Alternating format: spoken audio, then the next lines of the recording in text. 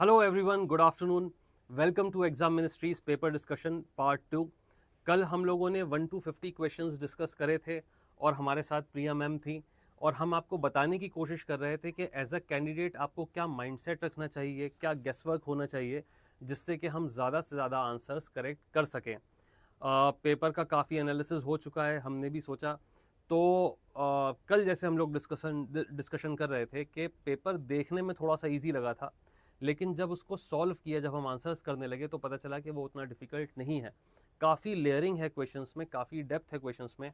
तो डेफिनेटली कुछ क्वेश्चंस तो फुल टॉस हैं जो एलिमिनेट करके हो रहे थे आसानी से, लेकिन कुछ क्वेश्चन के एनालिसिस में, उसके इंटरप्रिटेशन में प्रॉब्लम हो रही थी। ऐसे भी एक दो क्वेश्चन हैं जिसके इंटरप्रिटेशन में कन्फ्यूजन है, जिसमें हमने कहा कि साहब इसका आंसर ये हो भी सकता है, ये नहीं भी हो सकता है। तो आज भी हम बहुत थैंकफुल हैं प्रिया मैम के कि वो हमारे साथ हैं अपना कीमती टाइम निकाल के। Welcome back to our studio. Thank you sir. और थैंक यू ऑल कि आपको सेशन इतना अच्छा लगा और आपने रिक्वेस्ट करी कि प्रिया मैम फिर से आएँ। तो we left our discussion yesterday on question 50th। 50 question हम लोगों ने डिस्कस कर लिए थे। आज फिर से हम अपना डिस्कशन स्टार्ट करते हैं। तो we'll start from question number 51 और 51 से लेके आगे 100th क्वेश्चन तक हम लोग आज डिस्कस करेंगे। तो जिन बच्चों ने कल का लेक्चर नहीं देखा, जो कल जुड़ नहीं पाए थे, उनके लिए मैं बताना चाहता हूँ कि हमारा जो एम है इस पूरी एक्सरसाइज का, वो आपको ये बताना है कि किस तरीके से पेपर को क्वालिफाई किया जाता है। क्या सोचना है हमको उन क्वेश्चंस के बारे में जहाँ पे थोड़ा सा कन्फ्यूजन है, थोड़ी सी एम्बिग्विटी है, जहाँ पे आपको सारे स्टेटमेंट्स करेक्टली नहीं पता हैं। कौन सा क्वेश्चन आपको डक करना है, छोड़ना है, और किस क्वेश्चन को आप कॉन्फिडेंटली सही कर सकते हैं। थोड़ा बहुत हमने देखा था कि कुछ क्वेश्चंस ऐसे होंगे जो छोड़ना पड़ेंगे। कुछ क्वेश्चंस हमने डिस्कशन में देखा था जो उन्होंने, प्रिया ने बताया कि साहब हम सर अगर वहाँ पे होते एग्जाम में तो इसको हम ज़रूर करके आते, रिस्पेक्टिव ऑफ द फैक्ट कि चाहे ये हमारा गलत भी हो जाता। तो 2-3 क्वेश्चन वैसे हुए थे, तो जिससे कि आप समझ सकें कि हाँ, जब आप आंसर लिखेंगे तो ऐसा बिल्कुल भी नहीं होगा कि आपके 100% क्वेश्चंस करेक्ट होंगे। ठीक है, तो मिक्स्ड बैग लेके चलते हैं साथ में। जी सर। चलिए स्टार्ट करते हैं फ्रॉम क्वेश्चन नंबर 56। चर्चा 50 करते हैं इसकी। 51 51। क्वेश्चन। तो यहाँ से आई थिंक सर पॉलिटी के स्टार्ट हो जाते हैं। जी तो जी पहला क्वेश्चन है कि इनमें करेक्ट बताना है तीनों स्टेटमेंट में से। ऑर्डिनेंस पे ये क्वेश्चन है। जी। तो पहली स्टेटमेंट है ordinance can amend any central act. Hmm. तो I think this is right, क्योंकि बिल्कुल ऑर्डिनेंस भी एक एक्ट लो लीगल प्रोसेस की तरह काम करता है बिल्कुल। पार्लियामेंट की। तो दिस कैन बी डन। हाँ, सेंट्रल एक्ट है तो सेंट्रल जी, तो सारी चीज़ें ऑर्डिनेंस में हो ही हो सकती है। सकती है। जी। Second is an ordinance can abridge a fundamental right. Hmm. अब यहाँ पे आई थिंक ये स्टेटमेंट रॉन्ग है, क्योंकि जी। जितना से मेरे को याद आ रहा है कॉन्स्टिट्यूशनल अमेंडमेंट चाहिए होगी फंडामेंटल राइट को अमेंड करने के बिल्कुल लिए, तो बिल्कुल वो ऑर्डिनेंस से नहीं हो सकती है। बिल्कुल। तो सेकंड स्टेटमेंट यहाँ गलत हो जाती है। कोई भी चीज़ फंडामेंटल राइट इतनी सैक्रोसेंट है हमारे हम्म कॉन्स्टिट्यूशन में कि इन जनरल जब भी हम फंडामेंटल राइट की बात करते हैं तो कोई भी चीज़ उसको अब्रिज नहीं कर सकती। इसीलिए हम आइडिया ऑफ बेसिक स्ट्रक्चर लेके आए थे कि जी साहब सर। अगर वो चीज़ बेसिक स्ट्रक्चर के अगेंस्ट है तो आपको जो सुप्रीम कोर्ट है या हाई कोर्ट है वही उसको नल एंड वॉइड कर देगा रिट के थ्रू। तो ये वाली चीज़ गलत हो जाएगी, तो सेकंड स्टेटमेंट हमारा इनकरेक्ट हो गया। Third, an ordinance can come into effect from a back date, मतलब रेट्रोस्पेक्टिव इफेक्ट हो सकता है। ये हो सकता है क्योंकि अगर और कोई लॉ भी बनाते हैं उससे भी वो भी बैक डेट पे आ सकता है, तो ऑर्डिनेंस भी आ सकता है। बिल्कुल। तो third statement is also right. Hmm. तो अगर सपोज हमें सेकंड पता है कि सेकंड गलत है, तो पहला एलिमिनेट हो जाता है, फिर सेकंड भी एलिमिनेट हो जाता है और डी भी, तो अपने आप ही आंसर आ जाता है, बिल्कुल। बाकी करने की जरूरत ही तो नहीं है। अगर थर्ड स्टेटमेंट में किसी को कंफ्यूजन था भी था कि भी। साहब बैकडेट में आ सकता है या नहीं आ सकता है, तो भी वो तो करेक्ट होगा ही, क्योंकि सेकंड स्टेटमेंट तो डेफिनेटली इनकरेक्ट है आपका। तो answer would be C, C 1 and 3। Three. अब की चलिए। बार सर रेयरली ऐसा होता था, अब कुछ सालों से ये ऐसे ऑप्शंस नहीं फ्रेम होते थे कि आपको जी। एक पता है तो आंसर एलिमिनेट निकल कर पाए, एलिमिनेट कर राइट। पाओ। हाँ। अब की बार कई सारे क्वेश्चंस में है ऐसा। और देखिए अच्छी बात ये है इस पैटर्न की कि यूपीएससी सिर्फ ये नहीं चेक कर रहा है कि आपने कितना रटा है, यूपीएससी लॉजिक देख रहा है। जैसे पहले देखता था तो इस चीज़ को अप्रिशिएट किया जाता था कि साहब अपना जीएस का पेपर भी जो है वो थोड़ा सा सी सेट है उसमें, राइट, जी सर। लॉजिकल रीजनिंग आपको लगानी पड़ेगी। चलिए नेक्स्ट क्वेश्चन की तरफ चलते हैं। इसमें भी हमें करेक्टली मैच देखना है कि कौन से पेयर मैच कर रहे हैं कौन से नहीं। तो स्टेट दिया है और उसका डिस्क्रिप्शन बताना है कि वो बिल्कुल। करेक्ट है या नहीं। तो अरुणाचल प्रदेश का ये कह रहे हैं कि जो कैपिटल है it is named after a fort. Okay.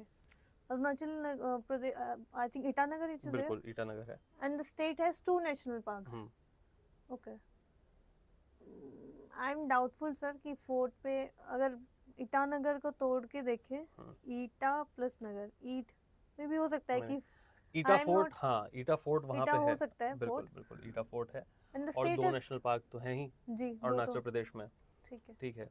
तो फर्स्ट आई थिंक राइट होनी चाहिए। फर्स्ट राइट दो है। मेरे को पता नहीं क्लियरली कि फोर्ट के नाम पे है नहीं, पर मैं अगर कैपिटल के नाम को ब्रेक करके देखूं तो वो बन रहा है वैसे, ठीक है, हो ओके, सकता है। हाँ।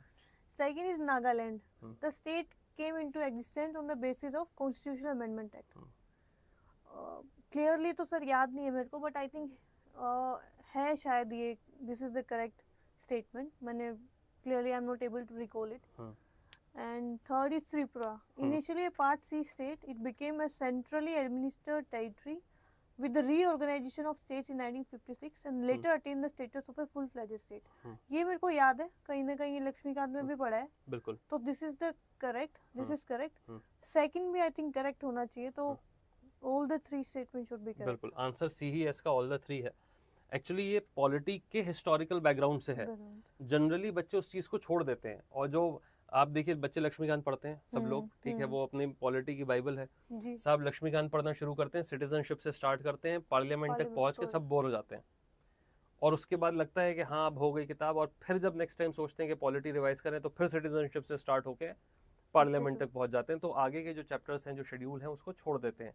तो ये कुछ ऐसी छोटी छोटी सी डिटेल्स हैं कि अगर फैक्चुअली आपको पता हो तो आप इसको कर सकते हैं। तो बहुत ये I think union and states वाले चैप्टर में है, लक्ष्मीकांत में से दोनों, ऊपर वाली तो नहीं है, आई एम श्योर उसमें नहीं है। हाँ, मतलब ये एक यूनिक अलग है चीज़ है, लेकिन जब हम स्टेट्स के बारे में पढ़ते हैं, किसी भी स्टेट के बारे में, तो उसकी यूनिकनेस ही है कि साहब वहाँ ईटा फोर्ट है, उसके नाम से ईटा नगर जो है आ गया। Eta is fort. हाँ, मैंने तो ईटा का वो जो ब्रिक वाला ब्रिक होता वाला है ना, तो वो लॉजिक लगाया कोइंसिडेंटली। जी जी जी।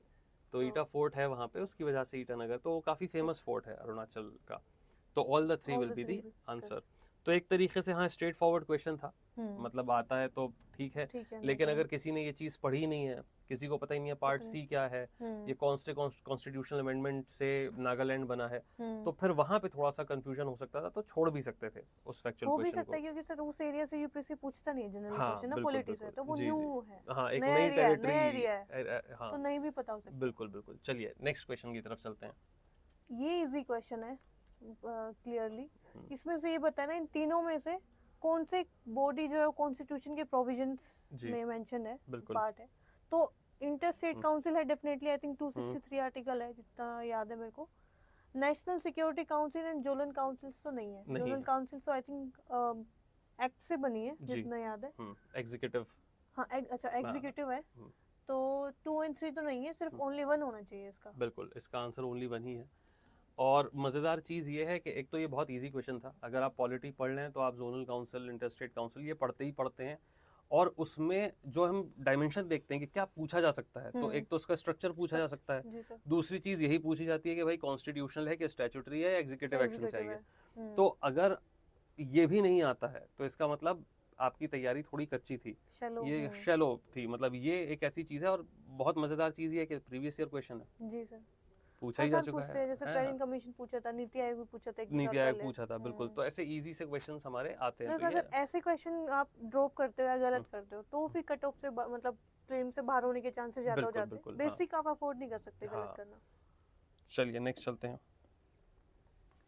ये इनमें भी करेक्ट स्टेटमेंट बतानी है जी।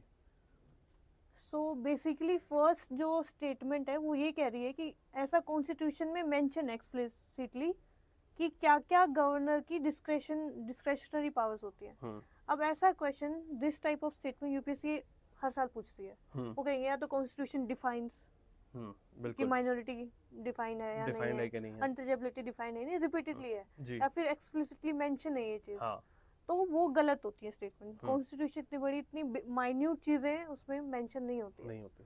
तो ये पहली स्टेटमेंट तो क्लियरली गलत है। और डिस्क्रिशन के लिए अगर लिख दिया कॉन्स्टिट्यूशन के अंदर तो डिस्कशन क्या है, तो डिस्कशन ही नहीं होगा, डिस्क्रिशन ही नहीं है। और फिर उसका वो लिमिट हो जाएगा। डिस्क्रिशन को आप लिमिट नहीं कर सकते कहीं पे। तो ये जो है स्टेटमेंट लॉजिकली भी सोचें तो गलत हो जाता है जी। Next second is the president of India can of his or her own reserve a bill passed by the state legislature for his or her consideration without it being forwarded by the governor of the state concerned। बिल्कुल। अब हमें ये तो पता है अगर governor ने वो रेकमेंड कंसिडरेशन के लिए भेजी है प्रेसिडेंट को, तो वो रिजर्व कर सकता है बिल को। बिना उनके कर सकता है, आई हाँ। आई डोंट थिंक सो कि ऐसा है। बाकी sir clearly I am not, क्योंकि काफी टाइम हो गया है पॉलिटी पढ़े तो जी जी। Not able to recall, but I think ये गलत होनी चाहिए हाँ ये स्टेटमेंट गलत है, क्योंकि आप एकदम एक कॉन्स्टिट्यूशनल पोस्ट को हटा नहीं सकते हटा नहीं सकते। कि भाई इसका जो पावर है वो है ही। अगर ये कहे कि बिल हम आपको फॉरवर्ड कर रहे हैं फॉरवर्ड तब तो कर, ठीक है, आप कंसीडर करेंगे, वरना तो ऐसे तो सेंटर की इंटरफेरेंस बढ़ जाएगी जी सर। स्टेट में। आप किसी भी बिल को मंगा सकते हैं, तो हम्म, अगर स्टेट लिस्ट का कोई बिल है तो फिर प्रेसिडेंट क्या करेगा अनटिल अनलेस उसे पूछा ना जाए। तो neither one nor two no is two, the sorry मतलब ये this is the answer, this is the D is the correct, answer. D is the correct answer, neither one not two. Next question की तरफ चलते हैं, again polity question. अब ये बता रहे हैं कि ये कुछ प्रोविजंस है कॉन्स्टिट्यूशन में, और वो कहाँ मेंशन है कॉन्स्टिट्यूशन के किस पार्ट में, वो हमें बताना है। तो पहला है कि separation of judiciary from the executive in the public spheres of the state, ये क्लियरली मेंशन है, आई थिंक आर्टिकल 50 में है ये, तो ये डीपीएसपी में है। बिल्कुल। तो this is valuing and preserving of the rich heritage of our composite culture, ये फंडामेंटल ड्यूटीज में है सर। बिल्कुल। Prohibition of employment of children below the age of 14 years in factories, ये भी है फंडामेंटल राइट्स। बिल्कुल। तो बहुत ही मतलब अगर आपने लक्ष्मीकांत अच्छे से पढ़ रखी है तो सारे बहुत क्वेश्चन इजी है, टैकल हो सकता है। मतलब ये आपने पॉलिटी की कोई भी बुक कोई पढ़ भी बुक रखी पढ़ है रखी है, हाँ, उसमें जो है कोई भी ये कर है, सकते बहुत एक्सप्लिसिटली है, एनसीईआरटी में भी लिखा है, लक्ष्मीकांत में भी लिखा है, और डीडी बासु और किसी ने पढ़ी है वो तो फिर बहुत ही अच्छी बात है। वो तो ठीक मैंने है, लक्ष्मीकांत पढ़ी है तो बार बार वही आ रहा है, वही आ रहा बट है, हाँ। हाँ किसी भी बेसिक सोर्स में बिल्कुल कवर होगा बिल्कुल, ये हाँ। स्टैंडर्ड देखिए सोर्स में। लक्ष्मीकांत एक इतना यूजफुल सोर्स है कि वो तो एकदम मस्ट रीड हो ही जाता है जी सर। बच्चों के लिए, खासतौर पर प्रीलिम्स में, क्योंकि क्वेश्चन देखिए डायरेक्टली उठ के आ ही रहे हैं, तो उसको आप नेग्लेक्ट नहीं कर सकते। चलिए नेक्स्ट क्वेश्चन की तरफ चलते हैं, आंसर सी हो गया इसका, अगेन पॉलिटी। हाँ पॉलिटी के क्वेश्चंस है।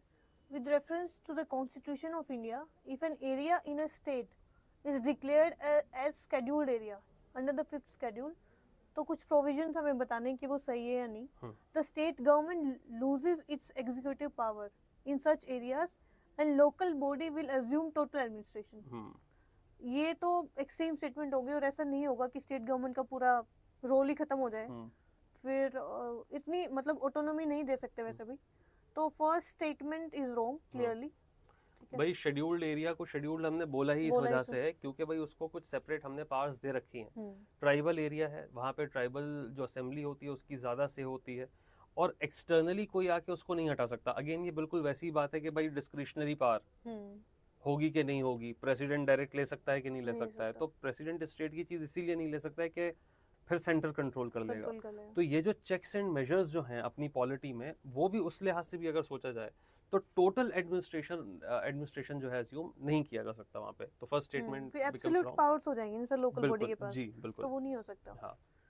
Second is the union government can take over the total administration. अब यूपीएससी को जब स्टेटमेंट गलत करवानी होती है ना, वो कुछ भी ट्राई करता है कि एम्बिग्यूटी ना हो एग्जामिनर, क्योंकि उनके ऊपर फिर क्रेडिबिलिटी पे सवाल उठता है। राइट, यहाँ भी इन्होंने एक तो टोटल का यूज किया है, यहाँ भी again total administration of such areas. ठीक है, दो यहाँ पे कंफ्यूजन हो जाती है under certain circumstances on the recommendation of government. But अगर आप देखोगे तो union government complete take over नहीं कर सकती टोटल एडमिनिस्ट्रेशन पे एरियाज पे, बिल्कुल, क्योंकि कहीं ना कहीं फिर इंटरफेरेंस हो जाएगी सर। एग्जैक्टली जी सर।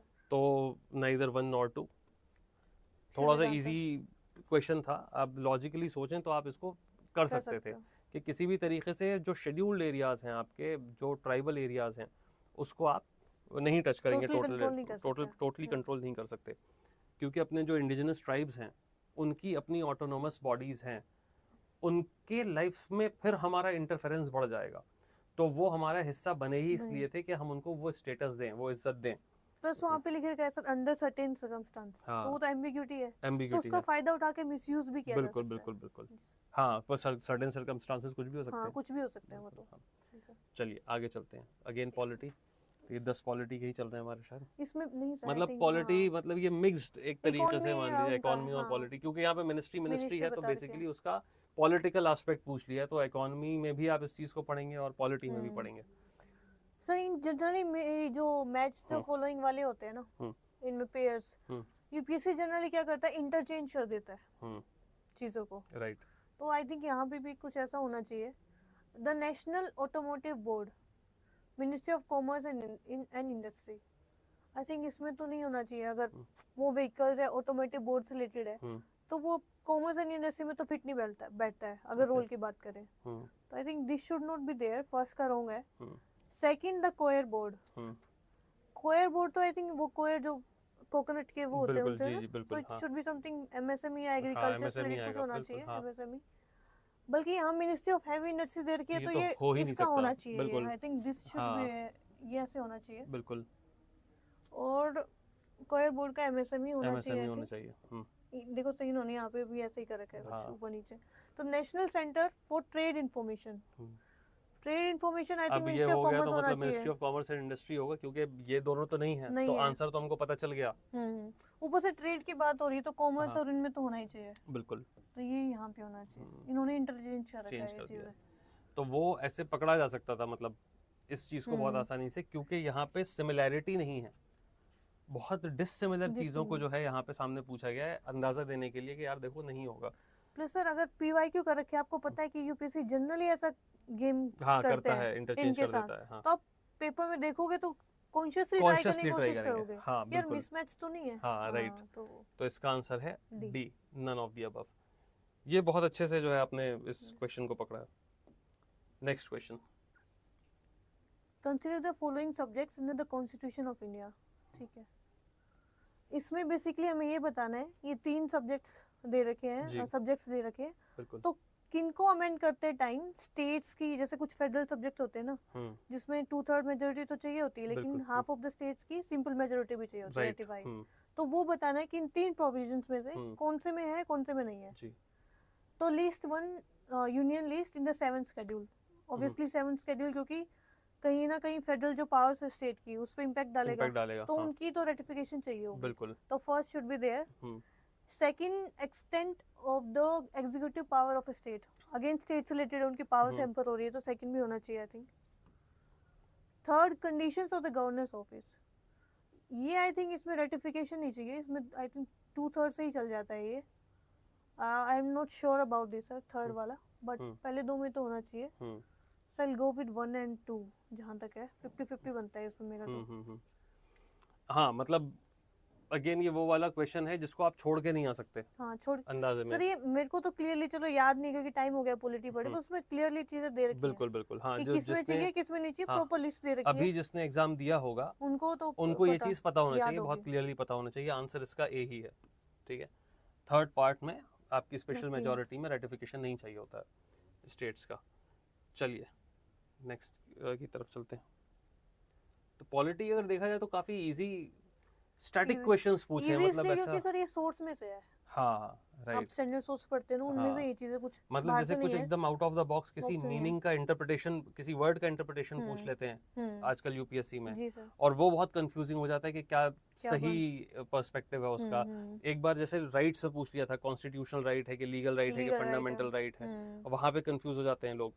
तो उस लिहाज से अगर देखा जाए तो पॉलिटी के क्वेश्चंस रिलेटिवली काफी स्ट्रेट फॉरवर्ड आ गए थे सोर्स से। जैसे शायद उन्होंने यूं पूछा था कि right to property, legal right भी ऑप्शन भी था, कॉन्स्टिट्यूशनल राइट भी ऑप्शन था। बिल्कुल बिल्कुल। तो मेरा ये क्वेश्चन 2021 का आई थिंक गलत हुआ था जी, क्योंकि कॉन्स्टिट्यूशनल राइट भी है तो पहले आप उसको प्रेफरेंस दोगे। राइट बिल्कुल बिल्कुल। हाँ लीगल राइट तो है ही, हाँ, लेकिन कॉन्स्टिट्यूशनल राइट भी है। हाँ तो वो प्रेफरेंस ऑर्डर होना चाहिए कि मतलब 2 सही में से ज्यादा बेहतर ऑप्शन कौन सा है वो पिक करना पड़ेगा। राइट बिल्कुल सही कहा आपने।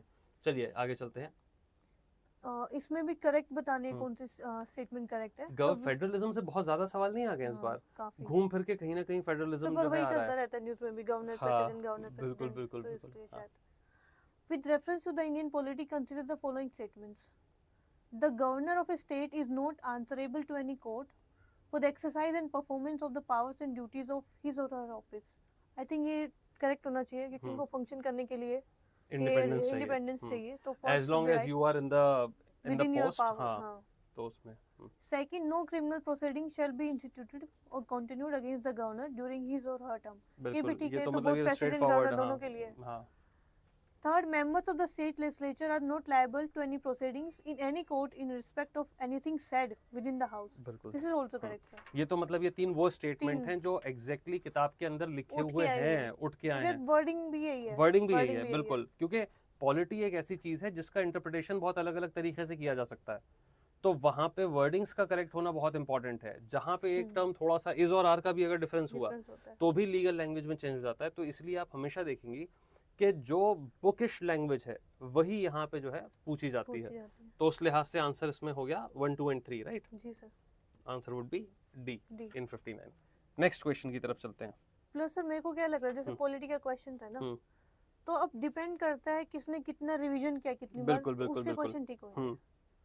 ऊपर से पढ़ा है तो ठीक नहीं होंगे, है ये बेसिक सोर्स में से, स्टैंडर्ड सोर्स में से, लेकिन अगर रिवीजन है तो एग्जाम में कंफ्यूजिंग हो जाता है, क्योंकि एग्जाम में ना ओवरथिंक करने की, क्योंकि हम रिस्क अवर्स होते हैं एग्जाम के टाइम कि कहीं गलत हो गया तो ओवरथिंक की टेंडेंसी बढ़ जाती है, खिचड़ी बना देते हैं, तो फिर गलत हो जाते हैं। और कई बार ऐसा होता है कि हमारा जो पहली गट फीलिंग होती है कि सामने कहा कि साहब ए है, फिर हम अपने मन को समझाते हैं कि नहीं ए तो नहीं होगा, ये क्यों नहीं हो सकता, बी क्यों नहीं हो सकता, तो हम ए को कट करते हैं और बी को जाके टिक कर देते हैं। और आपने फील किया होगा कि बहुत सारे बच्चों के इस वजह से नेगेटिव हो जाते हैं। जब बाहर आते हैं तो लगता है अरे यार वही ठीक था, पहले वाला ही ठीक था।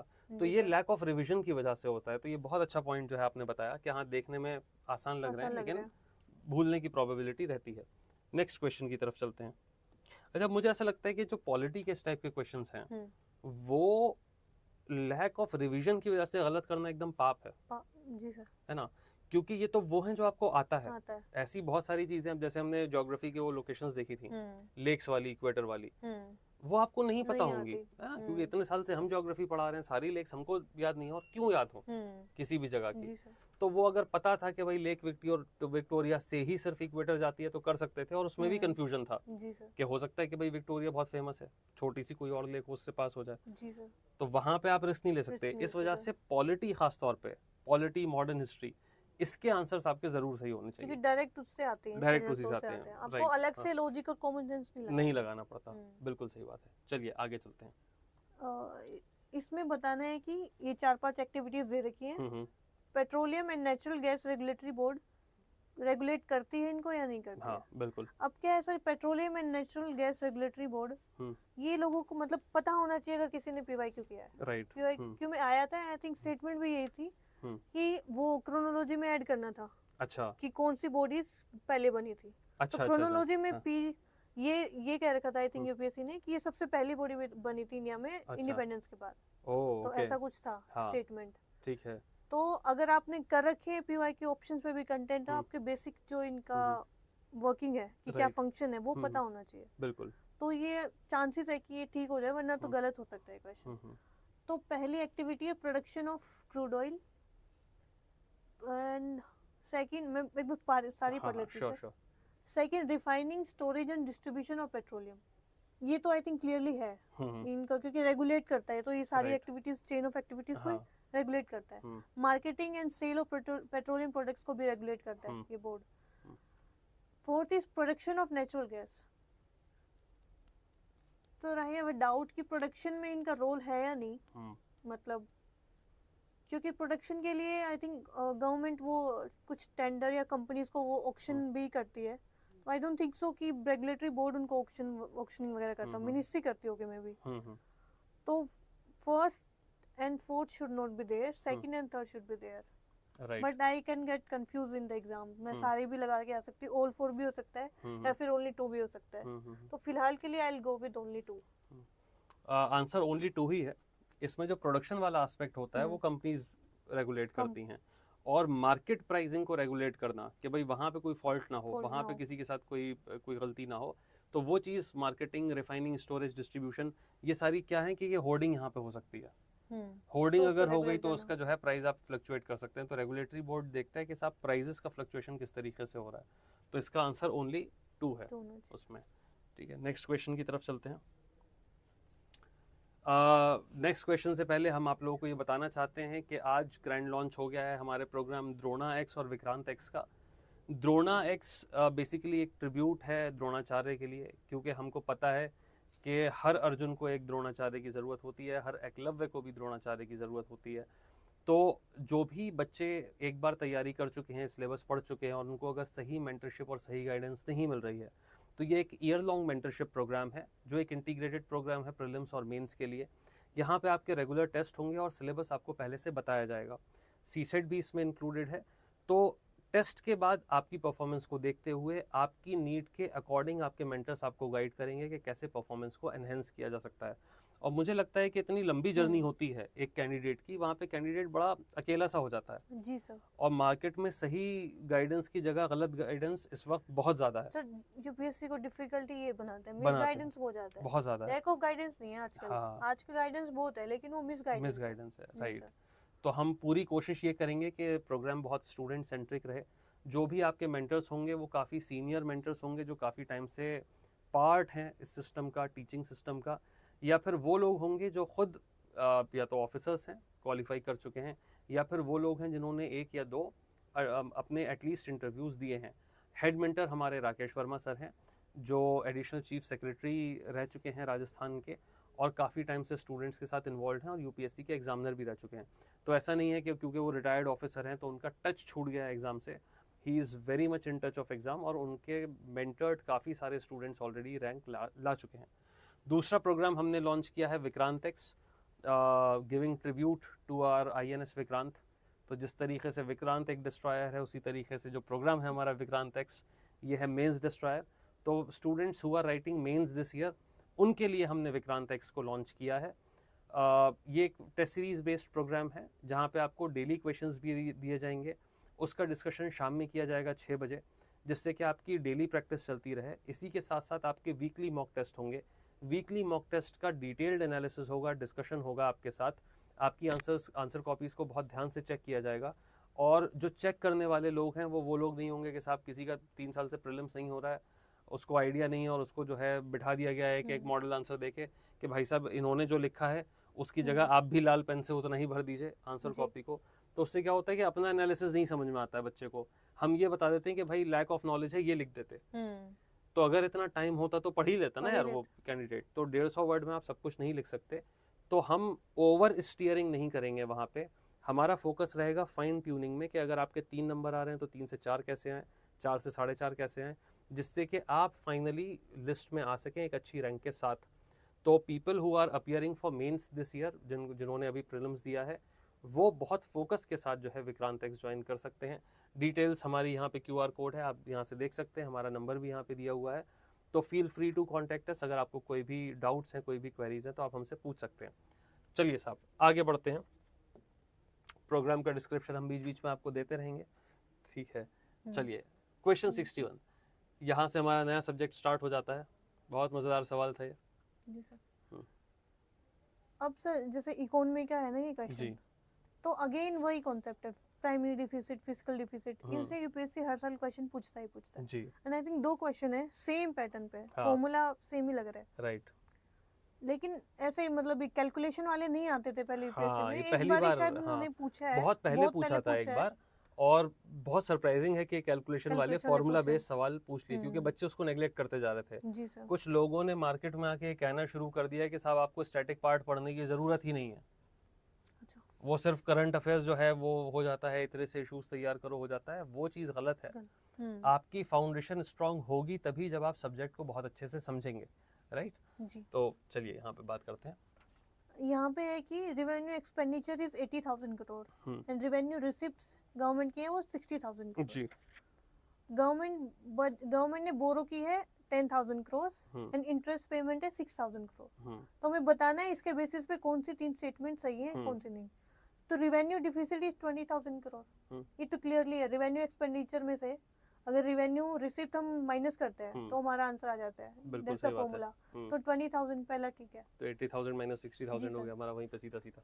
फिस्कल डिफिसिट के 2 फॉर्मूले होते हैं, एक तो टोटल एक्सपेंडिचर में से माइनस टोटल रिसिप्ट्स, उसमें मतलब ब्रैकेट होता है, माइनस बोरोइंग्स होती है, या फिर गवर्नमेंट की जितनी टोटल बोरोइंग्स हुई है उसको भी हम फिस्कल डिफिसिट कंसीडर करते हैं, राइट। तो पहला फॉर्मूला तो यहाँ पे नहीं लगेगा क्योंकि टोटल जो रिसिप्ट्स और एक्सपेंडिचर का डेटा हमारे पास नहीं है जी, लेकिन बोरोइंग का डेटा हमारे पास जरूर है, राइट। तो 10,000 इज अ बोरोइंग और फिस्कल डिफिसिट भी फिर उतना होना चाहिए जी। बिल्कुल सही बात है। तो अपने रिसीट्स में जो है 60,000 में 10,000 हमारे और जुड़ गए, माइनस 80,000 हो गया जी, ठीक है।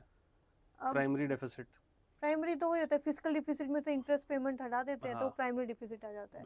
तो फॉर्मूला ही लगाना है, अगर किसी को फॉर्मूले अच्छे से पता है, कॉन्सेप्ट पता है, तो आंसर आराम से निकल जाएगा। तो मतलब इसमें ऐसा 10,000 भी में से 6,000 घटाएंगे तो मतलब 4,000 हाँ, आएगा। मतलब ऐसा कोई मैथमेटिकल वो नहीं है वो कि नहीं बहुत है, कोई क्वांट्स पूछ क्वांट लिया गया है पूछा है। आपसे, बहुत बेसिक मैथमेटिक्स, मतलब बेसिक सब्सट्रैक्शन है उसमें। अगेन यहाँ पे तो कॉन्सेप्ट्स ही पूछे हैं सर यूपीएससी हाँ, ने, और कुछ नहीं पूछा, बस कुछ वो नहीं पूछा है। टाइप पूछने का डिफरेंट हो हाँ गया बिल्कुल, कि तरीका। फॉर्मूला ना पूछ के हम्म, अप्लाइड अप्लाइड तरीके पूछ से दे लिया दिया कि भाई अगर वो पता होगा तो ये आंसर आपका तो आ ही निकल ही जाएगा। जाएगा। तो बिल्कुल सही है आंसर, इसमें डी आ गया है, इजी क्वेश्चन था उस लिहाज से। नेक्स्ट। इसमें ओके, इसमें आईएनएसटीसी का पूछा है कि कौन सा कॉरिडोर को कनेक्ट करेगा, आईएनएसटीसी का रूट क्या है बेसिकली वो पूछा है। राइट। तो पहली है India to Central Asia to Europe by Iran, ये ठीक है, पहली शुड बी। अब आई थिंक डाउट इसमें है, हाँ, इंडिया टू यूरोप ये थ्रू क्वेश्चन थोड़ा सा अजरबैजान। एम्बिगुअस क्वेश्चन हो गया है इस साल का, जिसमें बहुत डिबेट चल रही है। अगर आप कुछ आंसर कीज देखेंगे तो उसमें D is given as a correct answer, कुछ आंसर कीज देखेंगे तो उसमें ए है। हम लोगों ने जो अपनी आंसर की में आंसर दिया है वो ए दिया है, क्योंकि एक्सप्लिसिटली लिखा है कि साहब वो ईरान से होते हुए जा रहा है सेंट्रल एशिया की तरफ। लेकिन अगर आप सोर्सेज देखें और उसमें कंट्रीज को देखें तो उसमें अजरबैजान भी आता है कि भाई इंडिया अजरबैजान से होके यूरोप में जा रहा है। यहाँ पे ऊपर अजरबैजान नहीं दिया, लेकिन Central Asia to Europe via Iran, तो वाया ईरान जा ही रहा है। तो टेक्निकली अगर देखा जाए वर्ड्स के हिसाब से तो दोनों ही करेक्ट हैं। तो यूपीएससी कुछ ऐसे एम्बिगुअस क्वेश्चन दे देता है लास्ट में, यूपीएससी कुछ क्वेश्चंस को एलिमिनेट भी करता है, रिमूव भी करता है, तो हो सकता है कि ये वही क्वेश्चन हो जो आगे जाके रिमूव हो जाए। तो अगर आपने ए मार्क किया या डी मार्क किया तो उसमें हम भी नहीं कह सकते कि हाँ ये 100% करेक्ट है और ये सही होगा। यहाँ पे कंफ्यूजन है थोड़ा सा, तो हमको नहीं पता कि एग्जामिनर ने क्या सोच के जो है इस क्वेश्चन को डिजाइन किया। मिस्ट्री एक साल बाद खुलेगी, एक साल बाद खुलेगी जब फाइनल रिजल्ट आएगा। ठीक है, नेक्स्ट क्वेश्चन की तरफ चलते हैं। आई थिंक ये भी इकोनॉमी का क्वेश्चन है जी। तो स्टेटमेंट 1 है कि one of the two major ethanol producers हैं, उसमें ब्राजील है, यूएसए है। The former produces more ethanol than the latter, यानी कह रहा है कि ब्राजील यूएसए से ज्यादा इथेनॉल प्रोड्यूस करता है। दिस इज नॉट लॉजिकल अगर सोचे तो। अब यूएसए के पास रिसोर्सेज भी ज्यादा है, टेक्नोलॉजी भी बेटर है, ठीक है, तो वो ज्यादा प्रोडक्शन कैपेसिटी रख सकता है compare to Brazil, developing country है स्टिल। तो एक तो ये लॉजिक भी हो जाता है, प्लस हम अगर पढ़ते हैं इथेनॉल को लेके तो हम ये चीज भी पढ़ते हैं कि यूएसए में सबसे ज्यादा है प्रोडक्शन। तो देखिए एक्चुअली बात वही है कि इथेनॉल एक ऐसी चीज है, आपने क्योंकि अभी हम फ्यूल्स की भी बात कर रहे थे, तो इथेनॉल ब्लेंडिंग वाला जो क्लीन फ्यूल है उसके ऊपर बहुत चर्चा चल रही है। तो रिपीट क्वेश्चन में तो होता है, क्वेश्चन रिपीटेड है। दूसरी चीज ये कि यहाँ पे जो कंफ्यूजन क्रिएट कर सकता है वो ये है कि ब्राजील एज ए कंट्री सबसे ज्यादा इथेनॉल ब्लेंडिंग करता है amongst the countries in fuel. तो जिन बच्चों को ये पता था कि ब्राजील सबसे ज्यादा इथेनॉल ब्लेंडिंग करता है, उन्होंने फर्स्ट को करेक्ट मान लिया। ये मेरे को नहीं पता सर, इसलिए मैं आंसर हाँ, इसीलिए आप सही चीज पे चले गए। लेकिन अगर हम प्रोडक्शन की बात करें तो इथेनॉल एक ऐसी चीज है जो आपको पता होना चाहिए, बहुत कॉमन चीजों में से, ऐसे कोई बहुत डेप्थ में क्वेश्चन नहीं पूछा है कि कौन ज्यादा प्रोड्यूसर है। हर साल एक ना एक क्वेश्चन ऐसा आता है। तो उस लिहाज से अगर हम देखें तो US is a largest producer of ethanol, तो पहला वाला वही गलत हो जाता है। और पहला ये ब्यूटी है इन क्वेश्चंस की, अगर एक पता है गलत है तो आंसर पे आ जाते हैं। तो स्टेटमेंट 1 इज नॉट करेक्ट पर स्टेटमेंट 2 इज करेक्ट, तो डी आंसर हो जाता है। डी आंसर हो जाता है। जिन्होंने ये आंसर शीट लिखी है उन्होंने ए इसीलिए करेक्ट किया है क्योंकि उनको वो चीज याद होगी कि इथेनॉल ब्लेंडिंग ज्यादा होती है उसमें। चलिए आगे की तरफ चलते हैं। ओके, ये है applied question, I think geography का क्वेश्चन, अप्लाइड क्वेश्चन। तो इन्होंने कहा है कि World Bank has warned that India could become one of the first places where wet bulb temperature का मतलब जहाँ ह्यूमिडिटी प्लस हीट दोनों ज्यादा है, बिल्कुल, routinely exceed 35 degrees Celsius. तो which of the following statements best reflect the implication of the above said report? कि wait bulb temperature 35 degree Celsius से अगर ज्यादा हो जाता है तो उसका इम्प्लीकेशन क्या पड़ेगा वो बताना है। तो peninsular India will most likely suffer from flooding, tropical cyclones and droughts. तो I think this is the wrong statement sir. Drought अगर ह्यूमिडिटी है, जैसे आपने भी बताया था, तो ह्यूमिडिटी है तो ड्रोट की कंडीशन नहीं होनी चाहिए, हाई ह्यूमिडिटी है। तो first statement is wrong. Second, the survival of animals, including humans, will be affected as shedding of their body heat through perspiration becomes difficult. तो ह्यूमिडिटी ज्यादा है, स्वेटिंग तो होएगी लेकिन वो पर्सपिरेशन नहीं होएगा। हाँ, मतलब स्वेटिंग, पर्सपिरेशन मतलब स्वेटिंग होगी लेकिन जो हीट लॉस हो रहा है हाँ, वो नहीं होगा। बहुत मैं इसमें थोड़ा सा, क्योंकि मेरा सब्जेक्ट है तो मैं थोड़ा सा जो है बता देखिए। देता हूँ आपको इसके बारे में। जब भी हम टेम्परेचर मेजर करते हैं तो टेम्परेचर हमेशा एम्बियंट एयर का मेजर होता है, हम कभी सरफेस पे नहीं टच करते हैं। टेम्परेचर मेजर करते हैं हम थर्मोमीटर से, तो थर्मोमीटर में जहाँ पे मरकरी होता है उस जगह को हम कहते हैं बल्ब। ओके। ठीक है, तो थर्मोमीटर दो लगते हैं हमेशा जब भी लगाते हैं ना मेड डिपार्टमेंट में, ऐसे इन्वर्टेड 2 थर्मोमीटर लगे होते हैं फ्लास्क पे। अब एक तो हो गया आपका नॉर्मल थर्मोमीटर, उसके बल्ब में मरकरी है, वो जो आपको टेम्परेचर बताएगा वो एम्बियंट टेम्परेचर होगा, जो हम देखते हैं ना मेड डिपार्टमेंट में आज 40 डिग्री 42 डिग्री वो। तो ये शेड टेम्परेचर होता है, एम्बियंट टेम्परेचर। शेड टेम्परेचर मतलब इसको डायरेक्ट धूप में नहीं रखते हैं, इसके ऊपर शेड रहेगा और ये नीचे की तरफ ऐसे लटका रहेगा हवा में। ओके, एक और थर्मोमीटर जो इसके साथ में हमने लगाया है, इसके बल्ब पे हम एक वेट टॉवल रैप कर देते हैं उसमें। अब जब वो वेट टॉवल रैप होती है तो उसमें क्या होता है कि साहब वो टॉवल से पानी इवेपोरेट होगा, वो जितना ज्यादा इवेपोरेट होगा उतना ही मेरा बल्ब ठंडा हो जाएगा। तो ये वाला थर्मोमीटर जो टेम्परेचर दिखाता है उसको हम कहते हैं वेट बल्ब टेम्परेचर, और नॉर्मल वाला जो थर्मोमीटर दिखा रहा है उसको हम कहते हैं ड्राई बल्ब टेम्परेचर। तो अब wait bulb temperature will always be less than dry bulb temperature, क्योंकि ये तो ठंडा हो गया। लेकिन अगर एटमॉस्फेयर में ह्यूमिडिटी बहुत ज्यादा है तो इस टॉवल से पानी इवेपोरेट करेगा? नहीं करेगा, क्योंकि ऑलरेडी सैचुरेटेड है हमारी एयर। जब इस टॉवल से पानी इवेपोरेट करेगा नहीं तो ये हमारा थर्मोमीटर ठंडा होगा नहीं, और ठंडा नहीं होगा तो इसका टेम्परेचर भी बहुत हाई रहेगा। तो it will reach almost as high as dry bulb thermometer. अब ये वाला कॉन्सेप्ट लगाते हैं, तो वेट बल्ब टेम्परेचर हाई होने का मतलब कि गर्मी भी है और ह्यूमिडिटी भी है। तो हमारी बॉडी, क्योंकि हम वार्म ब्लडेड एनिमल हैं, तो हमारी बॉडी क्या करती है, पसीना निकालती है जब भी गर्मी होती है। वो पसीना जब हमारे हाथ से इवेपोरेट होता है तो हमारी बॉडी हीट को अब्जॉर्ब कर लेता है और बॉडी ठंडी हो जाती है। तो ये हमारा टेम्परेचर मेंटेन करने का मैकेनिज्म है। लेकिन अगर वेट बल्ब टेम्परेचर बहुत ज्यादा हो गया तो हमको पसीना आता रहेगा। अब पसीना तो आ रहा है लेकिन बॉडी ठंडी नहीं हो रही है। तो दो प्रॉब्लम है, एक तो वाटर लॉस हो रहा है, बहुत एक्यूट डिहाइड्रेशन हो गया। जैसे अगर आप कोस्टल एरियाज में जाएं और टेम्परेचर बढ़ जाए तो बहुत पर्सपिरेशन होता है, तो बॉडी ठंडी भी नहीं हो रही है, टेम्परेचर ज़्यादा है, और उसको ठंडा करने के लिए कॉन्स्टेंटली बॉडी पानी रिलीज करती रहती है। इसकी वजह से हाई वेट बल्ब टेम्परेचर बहुत डेंजरस होता है, क्योंकि डिहाइड्रेशन से लोगों की डेथ भी हो सकती है उसमें, हीट स्ट्रोक से। तो सेकंड वाला तो करेक्ट हो गया। फर्स्ट वाला में जैसा आपने कहा कि भाई आपका फ्लडिंग हो सकती है क्योंकि बारिश होने की प्रोबेबिलिटी रहेगी, फ्लडिंग हो सकती है, साइक्लोन्स भी आ सकते हैं क्योंकि लो प्रेशर जोन क्रिएट होगा, ह्यूमिडिटी ज़्यादा रहेगी, तो एक साइक्लोनिक स्ट्रक्चर बन सकता है। लेकिन उस केस में फिर ड्रॉट्स नहीं होंगे। ठीक है, तो मेरा इंटरप्रिटेशन ये है कि साहब first statement is incorrect, second statement is correct. ठीक है, क्योंकि लोकलाइज्ड फिनोमेनन है। अगर हम इसको ईयर लॉन्ग देखते हैं कि साहब इस साल बारिश बहुत, एक तरफ बहुत ज्यादा हो गई, एक तरफ कम हो गई, तब हम कहते हैं कि यार अगर एक जगह पे फ्लड आता है तो दूसरी जगह पे ड्रॉट आता है। लेकिन क्योंकि ये एक लोकलाइज्ड फिनोमेनन है तो हम यहाँ पे इस तरीके की बात नहीं कर सकते कि भाई एक ही जगह पे फ्लड भी आ जाएगा और एक ही जगह पे ड्रॉट हो जाएगा, वो नहीं होगा। ठीक है, तो थोड़ा सा आइडिया आई होप के क्लियर हुआ। तो इसका आंसर हो जाएगा बी। ठीक है, चलिए आगे चलते हैं।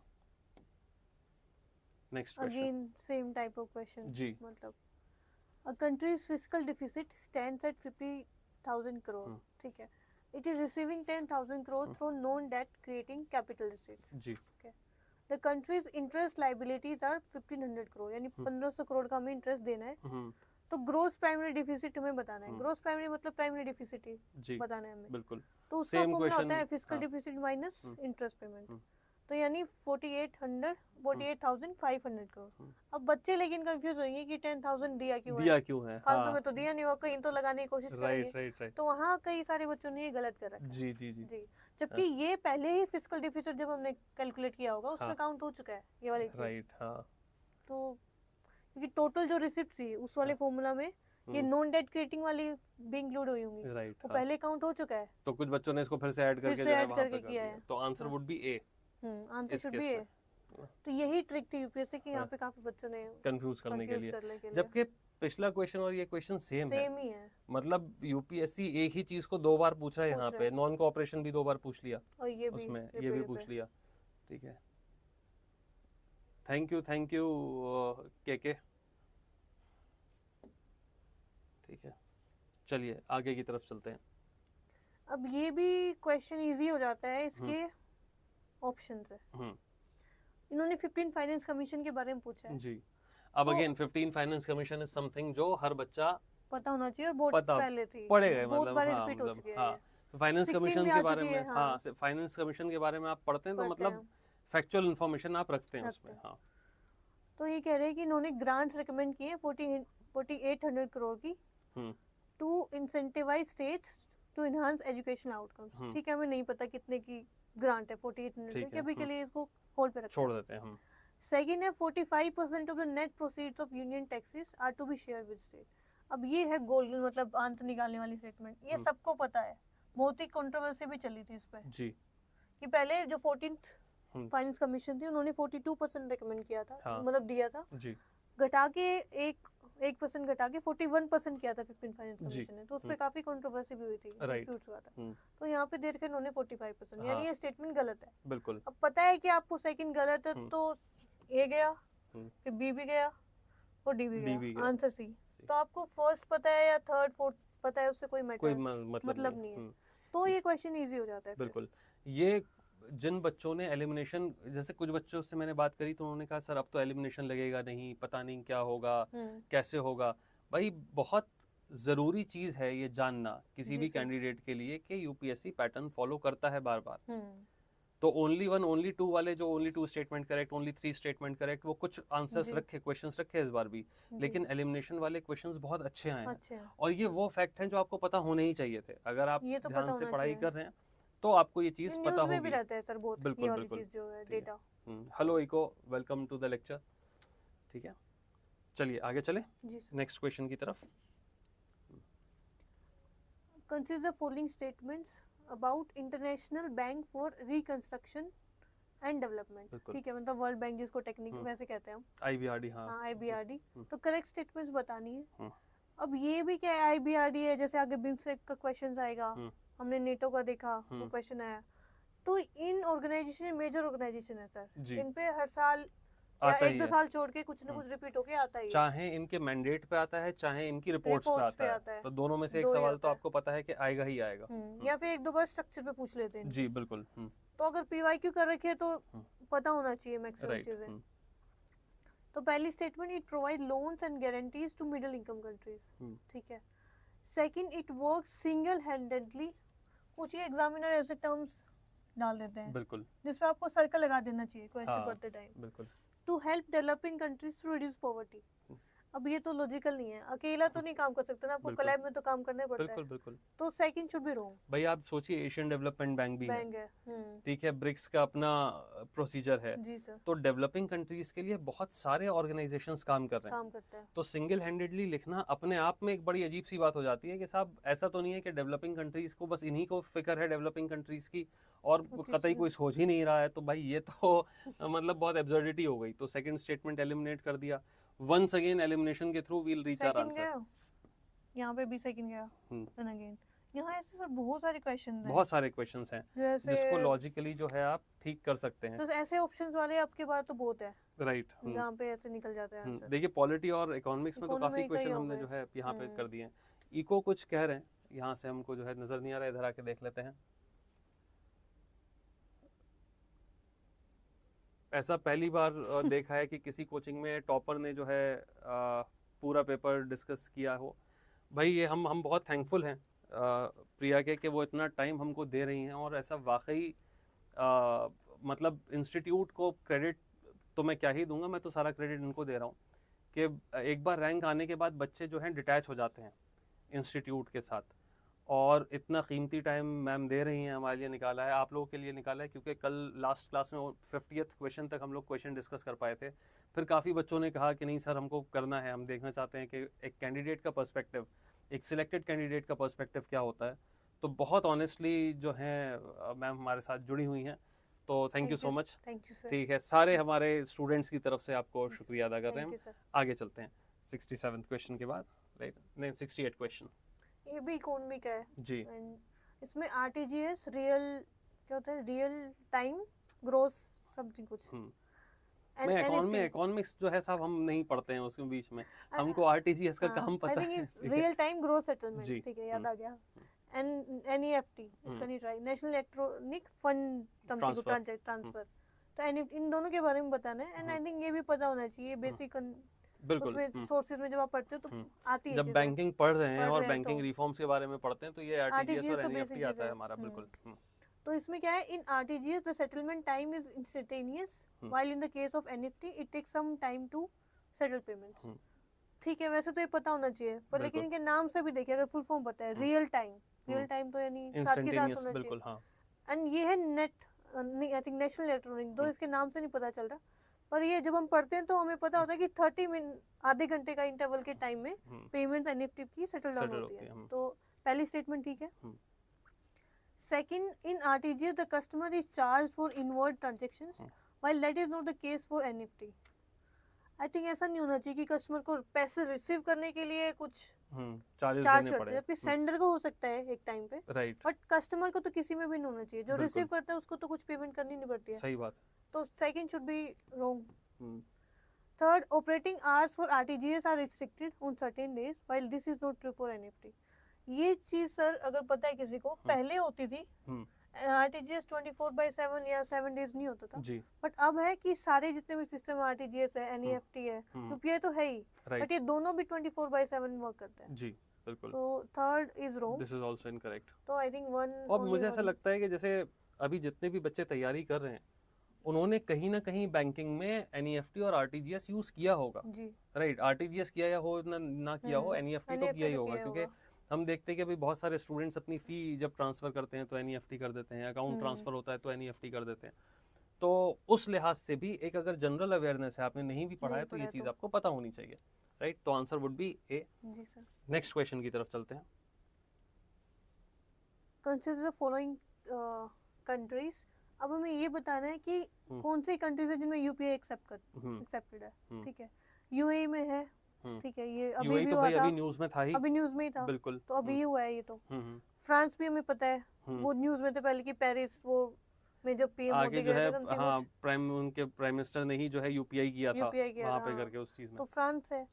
जर्मनी आई डाउट, कभी सुना नहीं, तो जर्मनी का नहीं पता।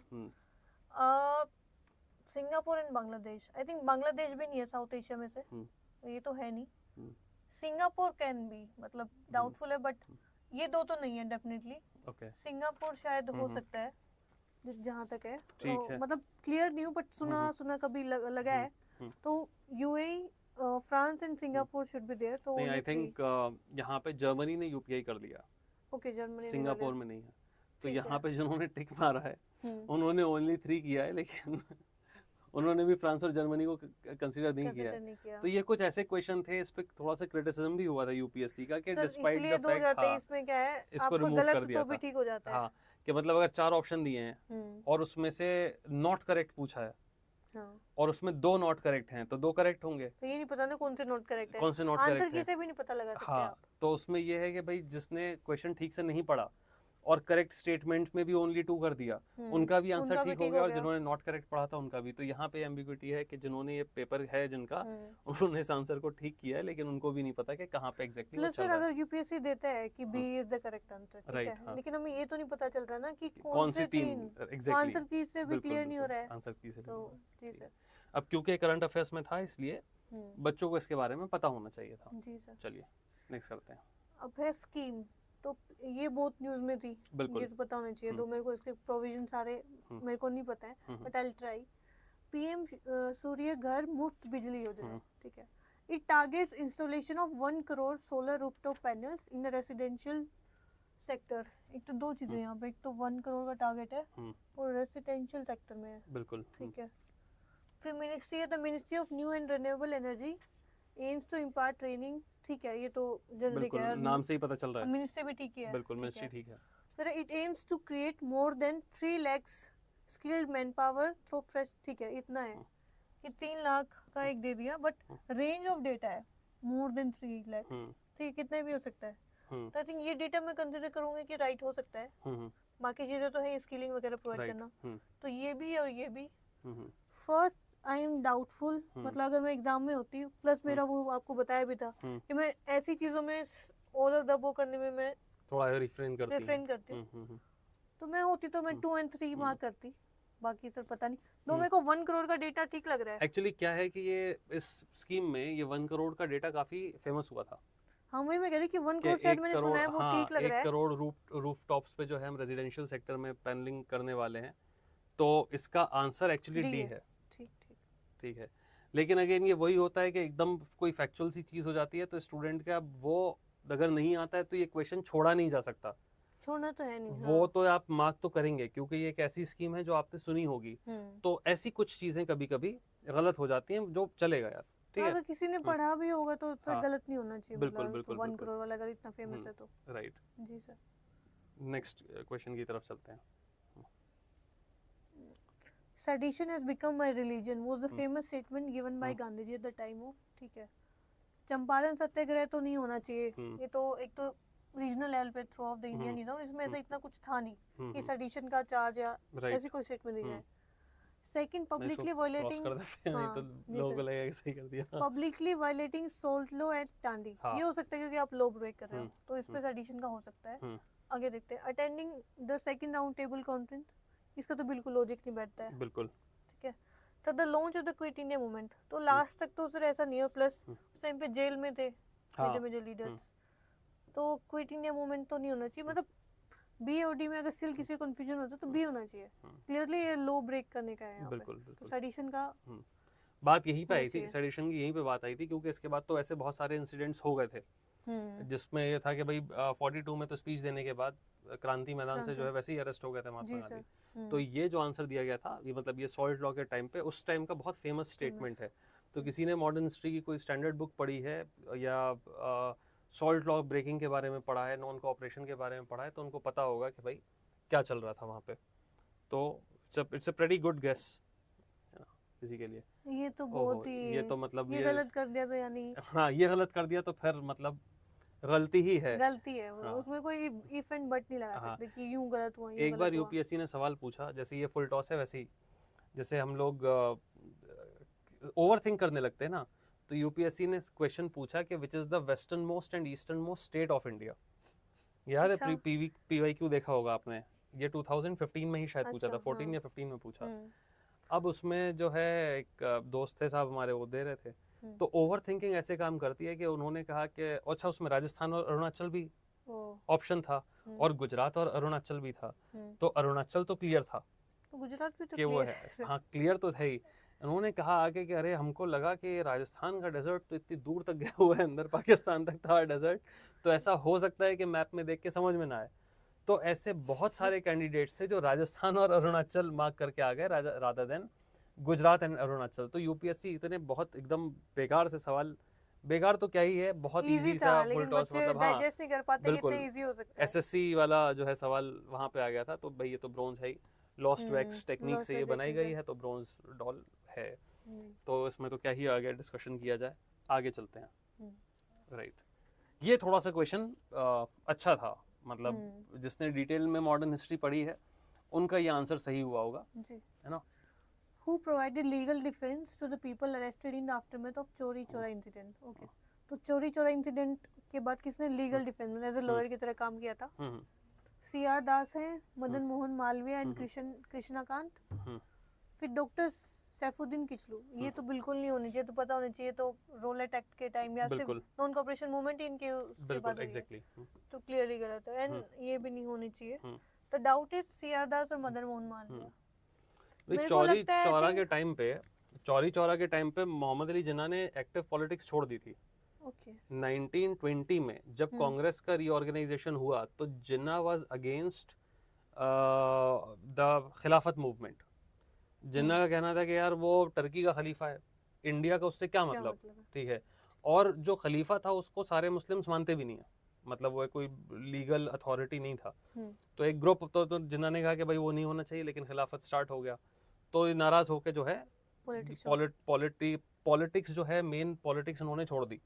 उसके बाद नेक्स्ट टाइम जब जिन्ना की एंट्री हुई तो फिर वो कम्युनल एंगल के साथ एंट्री हुई। उस तब तक तो ये जो है इंडियन नेशनल कांग्रेस का पार्ट थे।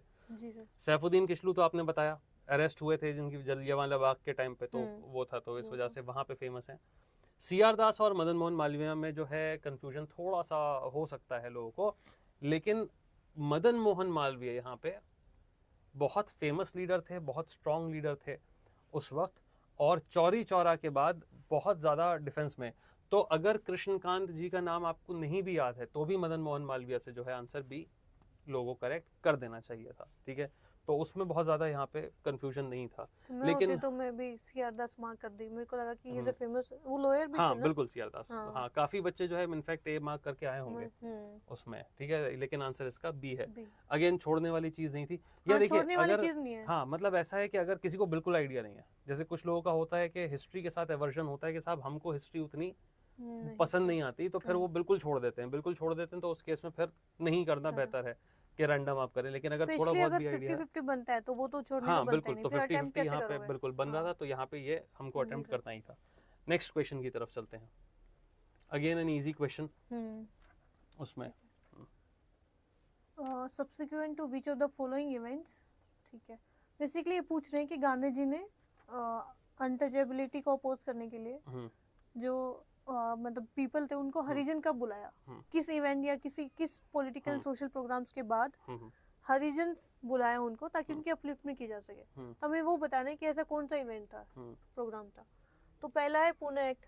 अब मेरे को ये पता है कि ये आई थिंक गांधी जी ने जब वो अनटचेबिलिटी लीग वगैरह भी स्टार्ट की थी 1934 या 1932 के आसपास उन्होंने किया था जी। तो ये भी उसका टाइम का है, 1932 आई थिंक 1932 है पुणे पैक्ट। बिल्कुल। तो ये हो सकता है, ये नहीं हो सकता गांधी अरविंद दिल्ली पैक्ट, इसमें तो कुछ ऐसा था भी नहीं, ये तो इससे रिलेटेड है भी नहीं। फिर अरेस्ट ऑफ कांग्रेस लीडरशिप, ये तो बहुत लेट हो गया, बहुत लेट हो गया, ये भी नहीं हो सकता। और ये भी इस टाइम पीरियड के हिसाब से लेट है, प्रोमलगेशन जब ये लागू हुआ, तो ये भी नहीं होना चाहिए आई थिंक बेस्ट। और वो ये था भी उनसे रिलेटेड, बी आर अम्बेडकर और गांधी जी के बीच में जो एग्रीमेंट था वो हरिजन या मतलब एक्चुअली राउंड टेबल कॉन्फ्रेंसेस चल रही थी। राउंड टेबल कॉन्फ्रेंस के बाद जब महात्मा गांधी आए तो महात्मा गांधी को जेल भेज दिया गया था उसी टाइम, सेकंड राउंड कॉन्फ्रेंस के बाद अरेस्ट करके जेल भेज दिया गया। और ये अनाउंस हो गया कि जो नेक्स्ट एक्ट आएगा, एक्ट ऑफ 1935, उसमें जो दलित हैं उनको सेपरेट इलेक्टोरेट मिलेगा। सेपरेट इलेक्टोरेट मिलने का मतलब है कि भाई उस पोस्ट पे सिर्फ दलित ही कॉन्टेस्ट कर पाएंगे और उनको जो वोट करेंगे वो भी सिर्फ दलित होंगे। तो गांधी जी ने कहा कि नहीं, सेपरेट इलेक्टोरेट बनाने का मतलब है कि you are looking at them as a separate community, Hindus को भी आप डिवाइड कर रहे हो, हिंदूज को भी आप डिवाइड कर रहे हैं उसमें। तो फिर अनशन पे बैठ गए थे जेल में। फिर जेल में क्योंकि हंगर स्ट्राइक चल रही थी तो वहां पे अंबेडकर मिलने के लिए गए थे महात्मा गांधी से, वहां पे पूना पैक्ट हुआ। तो एग्रीमेंट ये हुआ कि साहब सेपरेट इलेक्टोरेट नहीं होगा लेकिन रिजर्व सीट्स मिलेंगी। और वहां से फिर जो है अपलिफ्टमेंट का प्रोग्राम और हरिजन जो टर्म यूज हुआ वहां से स्टार्ट हुआ, ठीक है। और इस टर्म जो हरिजन टर्म गांधी जी ने यूज किया था, देखो कई बार ऐसा होता है कि दो बड़े लीडर्स हैं, वो एक अपलिफ्टमेंट की बात कर रहे हैं, उनका गोल सेम है लेकिन उनके मीन्स अलग अलग हो सकते हैं। तो यहाँ पे थोड़ा सा रिफ्ट आ गया था इस टर्म के यूज पे महात्मा गांधी के और बी आर अम्बेडकर के। अम्बेडकर कहते थे कि आप दलित बुलाइए, हरिजन नहीं बुलाइए, क्योंकि हरिजन, अगर आप दलितों को हरिजन बोल रहे हैं तो क्या बाकी लोग हरिजन नहीं है? हरिजन तो सारे हुए ना जी। तो ये टर्म अपने आप में थोड़ा सा कंट्रोवर्शियल हो गया था। प्लस आई थिंक उन्होंने ये भी कहा था कि जो हरिजन टर्म है उनके ऊपर जो ऑपरेशन हो रहा है, एक्सप्लॉयटेशन, उसको जस्टिफाई नहीं करता है। हाँ, एग्जैक्टली, वो रिफ्लेक्ट नहीं करता। तो ये बस एक कवरिंग अप हो गया चीजों का, शुगर कोटिंग होगी चीजों की। जी सर। तो Poona pact is the right answer, very good. 70 next question पे चलते हैं, 75th क्वेश्चन पे। ये I would say it's a difficult question for me, एक तो है भी हिस्ट्री का। मैंने कहा कि पोर्तुगीज ने 16th और 17th सेंचुरीज में जब वो मतलब कौन से फ्रूट्स हैं इंट्रोड्यूस किए थे इंडिया में। अब मैं होती तो मैं इसको छोड़ देती, एक तो ओनली 1 2 वाले भी हैं, मेरे को इनका कोई आइडिया नहीं है सर कि कौन से ये होता तो ये तो मैं भी छोड़ देता अगर आता तो। एक्चुअली ये क्वेश्चन, इस टाइप के क्वेश्चन बहुत ज़्यादा रिपीट हो रहे हैं कि इंडिजिनस और नॉन इंडिजिनस जो फूड्स हैं हमारे, वो हर साल कुछ ना कुछ, एक बार पेपर के लिए पूछा था कि दो मैंने कवर कर रखी थी किसने क्या इंट्रोड्यूस किया, पर ये 3 चीज़ें तो उसमें भी भिन्न थी। हरी मिर्च के को वो था तो उसमें नहीं थी, ठीक है। पाइनएप्पल तो डेफिनेटली इंट्रोड्यूस था ही। एक्चुअली इसका answer all of the above है, ठीक है। मैंने भी अभी आंसर देखा, मैं भी भूल गया था। All of the above answer है, तो अपनी इंडिजिनस स्पीशीज नहीं है ये सारी जो है। नेक्स्ट चलते हैं। पाइनएप्पल तो वैसे भी नहीं था यार उसमें, मतलब डेजर्ट एरिया का फ्रूट है वो, वैसी श्रब है उसमें। पाइनएप्पल अगर हम तुक्का ही मार दे तो ऑल द थ्री में कभी नहीं करती, क्या कुछ तो गलत दिया होगा उन्होंने। राइट। इसलिए नहीं, ये डिफिकल्ट क्वेश्चन था, तो बेसिकली ये छोड़ के आने वाला छोड़ने बाउंसर वाला है। थी जो आपको ये छोड़ के बिल्कुल आनी भी थी। आइडिया नहीं है। बिल्कुल आइडिया नहीं है, इसमें कोई लॉजिक नहीं लगा सकते। नेक्स्ट क्वेश्चन पे चलते हैं। ये how many of the both countries have more than 4 time zones, यानी 5 या उससे ज्यादा क्या आपको चाहिए? नहीं, अबव 4, हाँ 5 एंड अबव। 5 एंड अबव, तो उससे ज्यादा आपको चाहिए। तो इसमें है United kingdom, Denmark, New Zealand, Australia, Brazil. I think in 2 पे तो मैं क्लियर हूँ। ऑस्ट्रेलिया, ब्राजील तो है। यूनाइटेड किंगडम अगर हम इसकी वो बाहर की टेरिटरीज भी देखें, ब्रिटिश वो कुछ टेरिटरीज होती है ना, तो आई कैन कंसिडर कि यूके में होंगे। सिंगल हैंडेडली यूके जो लोकेशन है उसको कंसिडर करें तो आई थिंक 1 ही होना चाहिए। तो आई एम कंफ्यूज कि फर्स्ट होना चाहिए या नहीं होना चाहिए। बाकी दूसरा मेरे को आइडिया नहीं कि डेनमार्क और न्यूजीलैंड में है। न्यूजीलैंड तो बहुत ही छोटी सी कंट्री है। नहीं, उसके भी एक्सपेंशन है। एक्चुअली 4 हैं उसमें टाइम जोन। ओके। और इसमें 4 एंड अबव पूछा है, मोर देन 4 पूछा है। अब मोर देन 4 क्यों के पूछा है, तो यहाँ पे आंसर कीज में थोड़ी सी डिस्क्रिपेंसी आ रही है। कुछ ने ऑल ऑफ द अबव बोला है क्योंकि उसमें न्यूजीलैंड में 4 आ जाती हैं, लेकिन बाकी हमने अपनी की में कंसीडर किया है कि मोर देन 4 है तो 5 एंड अबव होना चाहिए। तो 5 एंड अबव ही होना हाँ, चाहिए। तो क्योंकि वहाँ पे 4 है इसलिए हमने उसको कंसीडर नहीं किया। दैट्स व्हाई हमने ओनली 4 जो है आंसर दिया हमने। डेनमार्क में भी है। हाँ, डेनमार्क में तो ग्रीनलैंड ही डेनमार्क में आ रहा है। ओ हाँ, तो बहुत बड़े मेरे दिमाग से निकल गया। जी, तो बहुत बड़ी टेरिटरी हो जाती है। ठीक है। उसमें नेक्स्ट चलते हैं। अभी ये क्वेश्चन भी सिमिलर टाइप का टाइम जोन इंटरनेशनल डेडलाइन का पीछे वाले की तरह है। तो I think sir in examiner ने दोनों क्वेश्चन एक साथ ही प्रिपेयर किए होंगे, आगे पीछे डाल रखे हैं। आगे पीछे डाल रखे हैं। मैं तो बहुत खुश हुआ था इन दोनों क्वेश्चन को देख के, क्योंकि स्टार्टिंग से जो है ये बहुत बेसिक टॉपिक्स हैं। लैटिट्यूड्स, लॉन्गिट्यूड्स हो गया, टाइम जोन्स हो गई। आप किधर की तरफ जाएंगे, हाँ उनसे काफी टाइम से आया नहीं था कि किधर जाएंगे तो टाइम बढ़ेगा, किधर जाएंगे तो कम होगा, इंटरनेशनल डेटलाइन का। तो बेसिकली इंटरनेशनल डेटलाइन का क्वेश्चन है ये, ठीक है। तो इसमें 2 जगह दे रखी है, अनाड्यर जो भी प्रोनाउंस करते हैं, sorry, in Siberia and Nome in Alaska, ठीक है, are a few kilometres from each other, लेकिन but when people are walking up and getting set for breakfast it would be different days, ठीक है। वही international dateline का, right, ठीक है। तो इसमें मतलब इंटरनेशनल डेटलाइन क्योंकि एक साइबेरिया में हो गया, एक अलास्का में हो गया, तो दोनों साइड में हो गया, तो ये तो एकदम करेक्ट हो ही गया है, तो मतलब नो गेसेस। हाँ, ये तो ठीक है। When it is Monday in Siberia, it is Tuesday in Alaska. I think this is wrong, क्योंकि अगर हम वेस्ट, ईस्ट से वेस्ट में जाते हैं तो हम डे गेन करते हैं, राइट। तो वेस्ट में अलास्का, ईस्ट में पड़ता है साइबेरिया उधर, तो डे गेन होना चाहिए, यानी यहाँ पे ट्यूसडे नहीं संडे होना चाहिए, एक दिन पीछे गेन। तो ये स्टेटमेंट रॉन्ग है। हाँ, मतलब अगर इधर ट्यूसडे होता तो इधर मंडे होता। वैसे तो ये उल्टा उन्होंने दे दिया, तो सेकंड स्टेटमेंट इज इनकरेक्ट। तो बिल्कुल सही लॉजिक है, only one is the correct answer. Okay, time zone बड़ा टेक्निकल टॉपिक है। हम जब लॉन्गिट्यूड्स पढ़ते हैं तो जो हम स्टैंडर्ड लॉन्गिट्यूड की बात करते हैं, प्राइम मेरिडियन की, प्राइम मेरिडियन को मार्क ही इसलिए किया गया। देखिए, जब हम इक्वेटर की बात करते हैं तो equator is an imaginary line which cuts the earth into 2 equal halves, इसीलिए उसको इक्वेटर कहा, because it is equating the earth into 2 hemispheres, 2 halves. तो जब हम हॉरिजॉन्टली कट करते हैं एक्सिस के परपेंडिकुलर, तो इक्वेटर बनाना तो इजी है, क्योंकि 0 डिग्री की वो एक ही लाइन होगी, उसके हम पैरेलल लाइन मारते गए। लेकिन जब हम लॉन्गिट्यूड की बात करते हैं तो लॉन्गिट्यूड तो सारी आइडेंटिकल हैं भाई, लॉन्गिट्यूड तो पोल टू पोल जा रही है। तो किस लॉन्गिट्यूड को हम स्टैंडर्ड लॉन्गिट्यूड लें, इस पे बहुत बहस हुई। उसका रीजन ये था कि वहां से आपका स्टैंडर्ड टाइम मेजर होगा। तो जो ग्रीनविच से लॉन्गिट्यूड जा रही थी लंदन से, उसको स्टैंडर्ड माना गया। और उसका रीजन बड़ा अच्छा है। उसका रीजन ये था कि उस टाइम नेविगेशन बहुत चलता था। मैं बात कर रहा हूँ 1884 की, जब स्टैंडर्ड मेरिडियन सेलेक्ट करी गई थी। तो 1884 में क्योंकि नेविगेशन बहुत ज़्यादा था, यूके, ब्रिटेन जो था वो हब था, बहुत ज़्यादा कॉलोनीज थी, और जितनी भी यूरोपियन कंट्रीज थी उनकी कॉलोनी, भाई north America, south America, Africa, India, इधर बाकी कॉन्टिनेंट्स में कॉलोनीज चल रही थी। तो ऑलमोस्ट 95% शिप्स को ग्रीनविच वाली लाइन क्रॉस करके जाना ही था। और जब हम स्टैंडर्ड टाइम की बात कर रहे हैं तो स्टैंडर्ड टाइम कम्युनिकेशन के लिए था कि शिप्स आपस में कोऑर्डिनेट कर सकें। अदरवाइज कोई अगर किसान है, उसको खेती करनी है, तो उसको स्टैंडर्ड टाइम की क्या जरूरत है, वो तो जो लोकल टाइम होगा उससे काम करेगा। तो इस वजह से उस लाइन को किया और उसके पीछे आ गई हमारी इंटरनेशनल डेट लाइन। तो इंटरनेशनल डेट लाइन में भी हमको फायदा हुआ क्योंकि वो एकदम पैसिफिक के बीच से जा रही है जी पीछे की तरफ से, तो वो हल्की सी डिस्टॉर्टेड भी है कि एक घर से जो है लाइन ना निकल जाए, वरना एक ही घर में 2 दिन हो जाएंगे इस वजह से। आई थिंक बेरिंग स्ट्रेट से पास होती है, बेरिंग स्ट्रेट से पास होती है। ठीक है, बहुत बढ़िया। तो काफी अच्छा सवाल था वो और टेक्निकल था, होना चाहिए था। ठीक है, नेक्स्ट क्वेश्चन की तरफ चलते हैं। Again a full toss.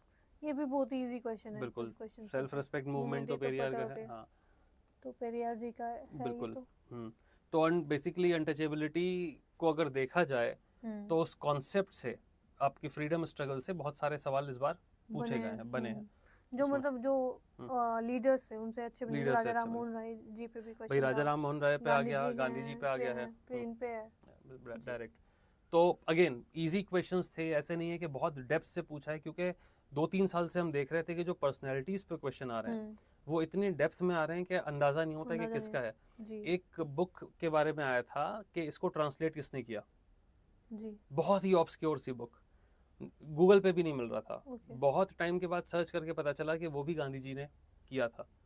तो आप फेमस लीडर की बुक भी अगर आप गूगल नहीं कर पा रहे हैं तो सोचिए कितना डेप्थ से सवाल पूछ रहा था। तो यूपीएससी ने अभी जो 2 साल से हम ट्रेंड देखा हमने चेंज हुआ, यूपीएससी क्या कर रहा है, अब इसको जो डिफिकल्टी है वो अप्लाइड क्वेश्चन में ज्यादा लेके आ रहा है, रादर देन कि आप फैक्ट्स कितने ज्यादा रटें। तो Periyar is the right answer, इसमें तो कोई डिफिकल्टी नहीं है। नेक्स्ट क्वेश्चन की तरफ चलते हैं। ये कंट्री एंड रिसोर्स रिच बताना है, कौन सी कंट्री किस में रिसोर्स रिच है। बोट्सवाना डायमंड, ठीक है, ये हमें बताया, फेमस है। ये भी चिले भी पसंद है, लिथियम, ठीक है। इंडोनेशिया निकल है या नहीं, आई एम डाउटफुल सर, मतलब मेरे को नहीं पता, शायद निकल ये तो भी करेक्ट है, ये भी करेक्ट है। अब आप देखिए क्रिटिकल मिनरल्स पे, diamond is not a critical mineral, लेकिन क्रिटिकल मिनरल पे ही यूपीएससी ने इस बार 3 सवाल पूछे हैं। लास्ट ईयर भी 2 सवाल पूछे थे और डायरेक्टली पूछ लिया था कि भाई इनमें से कौन सा क्रिटिकल मिनरल नहीं है। उससे पहले अगर आपको याद हो तो क्रिटिकल मिनरल के और पे यूपीएससी ने सवाल पूछा था और वो इतना ऑब्सक्योर था, इतना डिफिकल्ट था कि आप हर क्रिटिकल मिनरल का और रट नहीं सकते, तो वो छोड़ने वाला क्वेश्चन था। लेकिन ये एक ऐसी चीज है कि भाई अब लिथियम आयन बैटरी की हम इतनी बात कर रहे हैं, तो जितनी भी चीजें एसोसिएटेड है हमारे ईवी से या बैटरी से उस पे देखिए उन एलिमेंट्स पे सवाल आ रहा है आपका। तो ये तो वैसे भी हम लिथियम ट्रायंगल की जब बात करते हैं तो उसमें कंट्री आती है, ठीक है। इसी तरीके से सवाल क्रोमियम पे भी आ सकता था, हम डिस्कस कर रहे थे क्योंकि अभी पता चला कि बहुत स्लेवरी हो रही है अफ्रीका में। जो क्रोमियम माइंस हैं वहाँ पे, जैसे केजीएफ में दिखाया था कि स्लेवरी करके डायमंड्स निकाल रहे हैं, अपने गोल्ड निकाल रहे हैं। हाँ, चाइना इन्वॉल्व है क्या? नहीं, उसमें जो है अफ्रीका में क्रोमियम माइंस में यूरोपियन कंट्रीज जाके जो है खास तौर पे जो है वो हंटर मार के उस तरीके से, बहुत इनह्यूमन कंडीशंस हैं वहाँ पे। तो उसकी बात करी गई थी और क्रिटिसाइज भी किया गया था बड़ी कंपनीज को, गूगल और माइक्रोसॉफ्ट को, कि साहब आप अपनी हर चीज़ में चिप्स में जो है क्रोमियम यूज़ कर रहे हैं, आप प्रमोट कर रहे हैं, ईवी को लोग प्रमोट कर रहे हैं, लेकिन वो आ कहाँ से रहा है, पहले उनकी कंडीशन भी तो जाके सुधारिए। मैंने भी एक शो देखा था जिसमें ब्लड बैटरीज का एक शो था, ग्रेविटास पे, आपको पता हो तो पलकी शर्मा उपाध्याय, इन सबको पता हो, ग्रेविटास शो आता था। जी बिल्कुल। तो मैं आपको बताती हूँ कैसे नॉलेज को आप लिंक करते हैं। तो उनका एक था ईवीज के ऊपर, फ्रंट जो नेम था उसका, टैगलाइन थी उस शो की, वो था blood batteries, EVs as blood batteries. तो उन्होंने यही दिखाया था कि कैसे अफ्रीका में, जैसे बाहर की जो कंट्रीज है, एमएनसीज वगैरह हैं, जैसे वो चाइना है या बाकी कंट्रीज हैं, वो कैसे लेबर राइट्स को वायलेट करती है, चाइल्ड लेबर कैसे इनह्यूमन कंडीशन में रहता है, तो इसलिए उन्होंने उनको ब्लड बैटरीज। एंड सर आप देखो कैसे लिंक हुई चीज। 2023 में कुछ क्वेश्चन आया था बिल्कुल कि कोबाल्ट, क्योंकि वो कोबाल्ट माइनिंग, कोबाल्ट यूज होता है, बिल्कुल कोबाल्ट भी, तो कोबाल्ट कहाँ कौन सी कंट्री में मिलता है, तो मेरे को याद आ गया वो कोंगो है, ठीक है, कोंगो थी। तो वो चीज जब मैं पेपर में पढ़ी तो कहीं ना कहीं जब मैंने वो वीडियो देखी थी उसमें भी वो चीज, वहां से वो चीज लिंक हो गई। नहीं, ये कैंडिडेट्स को आप लोगों को समझना चाहिए कि जो नॉलेज है वो सिर्फ किताबों से नहीं मिल रही है आपको। एक जनरल अवेयरनेस जो है, अगर आप इन जनरल एक अवेयर सिटीजन हैं, जैसा कि आपका सिलेबस कहता है, अगर आपने यूपीएससी का सिलेबस देखा है तो उसमें लिखा है कि N informed Indian should know about this. तो यूपीएससी भाई जो बेसिक किताब है, जो फाउंडेशन है, उस पर आपको काम करना है, लेकिन अगर आप आँख कान अपनी खुली रखेंगे, ऐसे ऑडियो विजुअल आप सोर्सेज देखेंगे, तो आप काफ़ी आपको वहाँ पे इन्फॉर्मेशन मिल जाएगी जिससे कि आपका प्रीलिम्स हो सकता है। ठीक है, तो इसमें जो है all the 3 is the answer, correct answer. Plus sir जैसे अभी मैंने ये रिकॉल का एग्जांपल दिया, कैसी चीज रिकॉल हुई, जी लेकिन अगर एग्जाम में मेरा फोकस नहीं होता, मैं पैनिक मोड में होती, एंजाइटी में होती, तो मेरा दिमाग रिकॉल नहीं कर पाता उस जी चीज को। बिल्कुल तो इसलिए मैं कहती हूँ, जैसे बच्चों को भी मैं कहती थी, मेंटरशिप वालों को, कि अगर जितना आपका फोकस एग्जाम में, उतने ही प्रोपोर्शन में आपके मार्क्स आएंगे, क्योंकि बिल्कुल ना तो सिली मिस्टेक्स होंगी, राइट ऊपर से बेटर रिकॉल कर पाओगे, इंटरलिंक कर पाओगे नॉलेज जी को। बिल्कुल तो यहाँ पे मैंने उनको एग्जाम्पल भी देती थी ये वाला, कि ऐसी चीजें यूज हो जाती है फिर बाद में। बहुत अफसोस होता है कि जब अपने स्टूडेंट्स आते हैं और कहते हैं कि सर ये क्वेश्चन हमको आता था लेकिन एग्जाम में हमने इस पे ध्यान नहीं दिया, वो एलिमिनेट नहीं कर पाए, ओवर थिंक कर लिया, करेक्ट इनकरेक्ट नहीं देखा। तो जब ये इस टाइप की चीज़ें हो जाती हैं, प्रॉब्लम हो जाती है और वहाँ पे नंबर खोते हैं, तो हमको as teachers as faculty members बहुत दुख होता है कि यार आती हुई चीज़ नहीं छूटनी चाहिए थी। और आप देखिए कि मार्जिन वहीं जाके 1 या 2 नंबर का मार्जिन पे बात अटकती सर है अगर अच्छे किसी के कैंडिडेट बहुत की। ज्यादा बन रहे हैं, हाँ 10-15 ऊपर कट ऑफ से ऊपर, तो ये चीज दिक्कत नहीं देती है फिर। जी बिल्कुल लेकिन अगर एकदम मार्जिन पे आप, तो फिर ये बहुत दिक्कत अब देती वही है वाली बात हो गई जी। उसमें, तो थोड़ा सा अफसोस भी होता है। अब वेट करना पड़ेगा कि भाई कैसे कैसे क्या रिजल्ट आएगा उसके बाद। चलिए, जो बच्चों कंफ्यूज्ड हैं अपनी परफॉर्मेंस को लेके, उनको लग रहा है कि बॉर्डर लाइन पे हैं, और अगर उनको आगे भी अटेम्प्ट्स देने हैं, तो भाई आप ये भूल जाइए कि आपका पेपर कैसा हुआ, कैसी परफॉर्मेंस है। From tomorrow onwards start working on your mains, क्योंकि मेंस में बहुत ज़्यादा टाइम नहीं है। अगर आपका सिलेक्शन हो गया तो आपको लगेगा कि अरे यार ये 10-15 दिन हमने क्यों वेस्ट कर दिए एनजाइटी में। तो वो सारी चीज़ें भूल जाइए, जो हो गया है हो गया है। देखिए, अगर आपका प्रीलिम्स क्वालिफाई होता है तो भी आपको मेंस लिखना है। अगर बाई चांस खुदा ना खास्ता 1% नहीं होता है तो आपको नेक्स्ट ईयर मेंस लिखना है। और आपको जो प्रिपरेशन है वो ऐसी होनी चाहिए कि आप जब भी मेंस लिखें, अपीयर हों, तो मेंस काफ़ी प्रिडिक्टेबल होता है। आप जब भी मेंस में अपीयर हों तो उस साल फिर आपकी रैंक आए, राइट। तो ये माइंडसेट लेके आप चलिए, तो आप प्लीज़ बिल्कुल टाइम नहीं वेस्ट कीजिएगा और मेंस की तैयारी अभी से बहुत अच्छे से शुरू कर दीजिएगा। नेक्स्ट क्वेश्चन की तरफ चलते हैं हम लोग। अब ये भी एक मैपिंग के काफी क्वेश्चंस मैपिंग के काफ़ी क्वेश्चंस आ गए इस बार, ठीक तो है सर ये आई थिंक हर साल ही आते हैं मैपिंग के 8 से 10 क्वेश्चन आते ही हैं, एंड अगर आप उसको प्रैक्टिस कर लेते हो तो लो हैंगिंग फ्रूट है, एक्सेप्ट कुछ चीज़ों में, जैसे वो लेक वाला था। तो इसमें करेक्टली मैच बताना है हमें है या नहीं। तो अब मैंने बताया था, जैसे सर मैपिंग का क्या होता है, वो ऊपर नीचे मिसमैच कर देते हैं। बिल्कुल बिल्कुल क्वेश्चन देखते दिमाग जाता है कि अरे ऐसा कुछ तो नहीं कर रखा। अब यहाँ पे मेरे को जो ये जो रीजन है, ये इनका मेरे को नहीं पता, नाम तो सुना है ये, बट ये तो मैंने नाम भी नहीं सुना। ओके इनका पता है, ये बहुत फेमस है, तो ये है इटली। तो ये तो नहीं होना चाहिए, ऑल 3 तो नहीं है, और नन भी नहीं होना चाहिए आई थिंक। नहीं, एक सेकंड, नन हो सकता है may be, let me read. देख लीजिए। अब इसमें भी हो सकता है कि इन्होंने मिसमैच कर रखा हो, लेकिन मेरे को नहीं पता कि ये मे बी इधर हो सकता है, and Normandy may be in France. तो sir I am not sure कि ये है या नहीं। तो अगर एग्जाम में आता तो फिर आप इसको ड्रॉप किया जा सकता था अगर फैक्चुअल एक टाइम तो ये भी हो सकता है कि शायद ये ठीक हो, मेरे को एक टाइम पे ये भी लग रहा है ये यहाँ हो, या फिर ये हो सकता है कि कोई भी ठीक ना हो, या तो मैं ओनली 1 मार्क करती, डिपेंडिंग ऑन मैंने कितने क्वेश्चन कर रखे हैं, या फिर मैं नन मार्क करती। ये 2 हो सकते थे, क्योंकि दोनों तो इनमें से नहीं ठीक है, इन दोनों में से दोनों तो ठीक नहीं है। देखिए, अगर हम बात करें, सार्डिनिया तो फेमस है, आपको पता है, तो फेमस है। प्लेन ऑफ नॉर्मैंडी फ्रांस में, ठीक है। प्लेन ऑफ नॉर्मैंडी, हाँ एक भी ठीक नहीं है। प्लेन ऑफ नॉर्मैंडी जब हम पढ़ाते हैं क्लास में, नॉर्मैंडी जरूर पढ़ाता हूँ, मेरी बहुत फेवरेट जगह है, ठीक है। मैंने नाम सुना भी नहीं, पता नहीं कहाँ है। प्लेन ऑफ नॉर्मैंडी फ्रांस का बहुत फर्टाइल प्लेन है, विनयार्ड्स वहाँ पे हैं बहुत सारे, मेडिटेरेनियन टाइप का क्लाइमेट है, और इसकी खासियत ये है कि ये लोस प्लेन है, तो सहारा डेजर्ट से सैंड उड़ के जाती है अक्रॉस द मेडिटेरेनियन सी, जाके फ्रांस में जाके सेटल होती है। तो बहुत इंपॉर्टेंट लोस, 2-3 लोस प्लेन बहुत इंपॉर्टेंट है, जैसे नॉर्मैंडी हो गया, एक आपका जो मंचूरिया बेसिन है चाइना का, वो बहुत इंपॉर्टेंट लोस प्लेन है जहाँ पे विंड डिपोजिशन होता है। तो इस वजह से ये फ्रांस था, तो फिर मेलोर का तो पता चल जाएगा कि भाई वो स्पेन में है, तो नन हो जाएगा, ठीक है। मैं अटेम्प्ट तो करती सर इसको, किया तो वो लगाती है जी सर, ठीक है। तो बहुत ज़्यादा नेगेटिव हुए नहीं है, लेकिन अभी आपके 4 या 5 ही नेगेटिव अभी हुए हैं उसमें, बाकी तो ठीक ही चल रहे हैं। 3-4 क्वेश्चन एग्जाम हॉल से बाहर पेपर सोल्व कर रही हूं। हाँ, ये बात भी है, राइट। हाँ, इसमें वही स्टेटमेंट वाले क्वेश्चंस। देखिए, रेयर अर्थ एलिमेंट्स फिर से याद हुए। एक तो ये देखो, हाँ, सम पहले लगा लिया करो।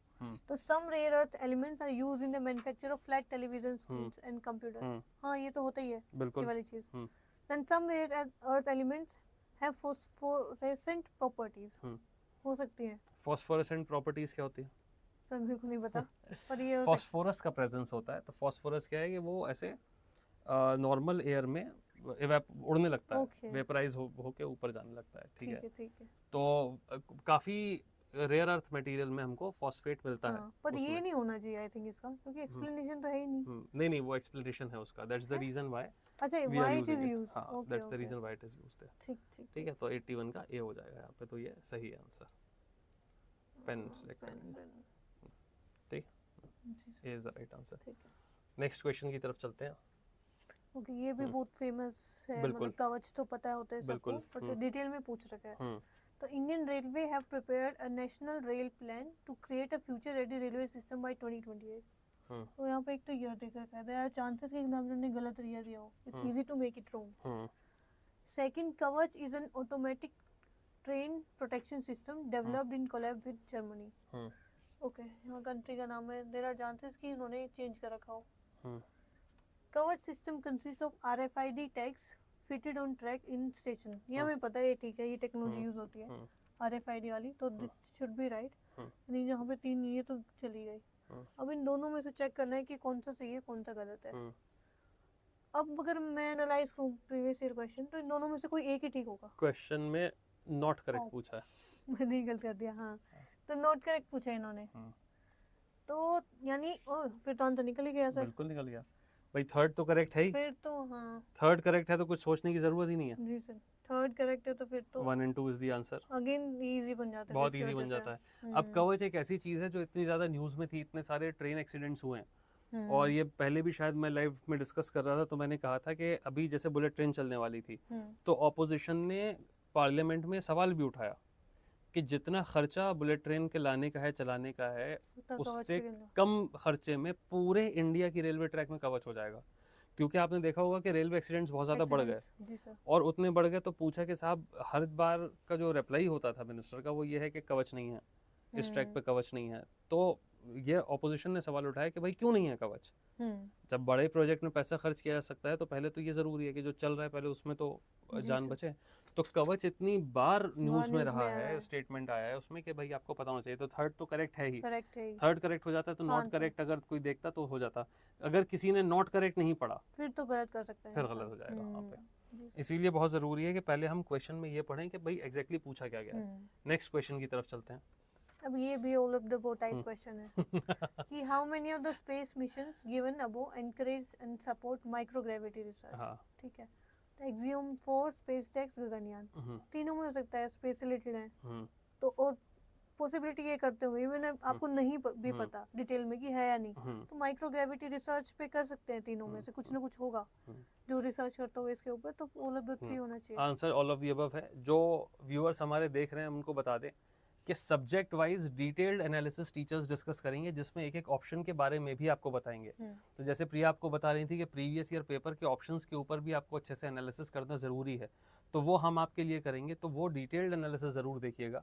आंसर्स तो आपको यहाँ से पता चले ही जा रहे हैं कि हमने आपके साथ शेयर कर ही दी है। तो ये जो पूरा प्रोसेस है, ये जो लाइव चल रहा है, वो इसलिए है कि आप समझ सकें कि कैंडिडेट किस तरीके से आंसर्स तक पहुंचेगा, उनको सही कैसे करेगा। ठीक है, इसी वजह से हम सारे ऑप्शंस के बारे में एक डिटेल्ड एनालिसिस आपको नहीं दे रहे हैं अभी। ठीक, तो इसका आंसर हमारा सी हो जाएगा। आगे चलते हैं नेक्स्ट क्वेश्चन पे। With reference to India's defense, consider the following pairs. So pairs वाले काफी आपके पास क्वेश्चन है। हाँ, काफी क्वेश्चन है। तो करेक्टली मैच्ड देखना है हमें। तो Donear 228, okay, IL 76 and C17 globe master. अभी ग्लोब मास्टर तो बहुत ही फेमस, सबको पता होता है। हाँ, तो ये ठीक है, ट्रांसपोर्ट के लिए यूज होता है। इसकी शक्ल भी याद है मेरे को। हाँ, शक्ल भी याद है। मतलब ग्लोब मास्टर एक ऐसा प्लेन है जो कहीं लैंड हो जाता है, कहीं से फ्लाइट लेता है, तो हर कोई देखता है कि भाई ये क्या जा रहा है, अजीब सा ही जा रहा है कुछ। ये इतना बड़ा प्लेन है कि इसके ये प्लेन का कैरियर है, इसमें प्लेन भर के जो है लेके जाए जाते हैं। ठीक है, तो वो तो करेक्ट हो ही गया। हाँ, अब Donear 228 and IL 76। Okay, I think Donear भी कहीं ना कहीं नाम सुना है, डोनियर एयरक्राफ्ट। पेट्रोलिंग के लिए आई थिंक ये ठीक है, ये वाला चीज पेट्रोलिंग के लिए। बट सेकंड के लिए आई am doubtful, supersonic combat aircraft है या नहीं IL 76। तो मे बी मेरे एग्जाम में गलत होता, क्योंकि मैं ऑल द 3 मार्क करने में हेजिटेंट रहती हूँ, तो मैं ओनली 2 मार्क करती। Even if I am not sure कि ये सही है या नहीं है, तो मैं इसका ओनली 2 लगाती।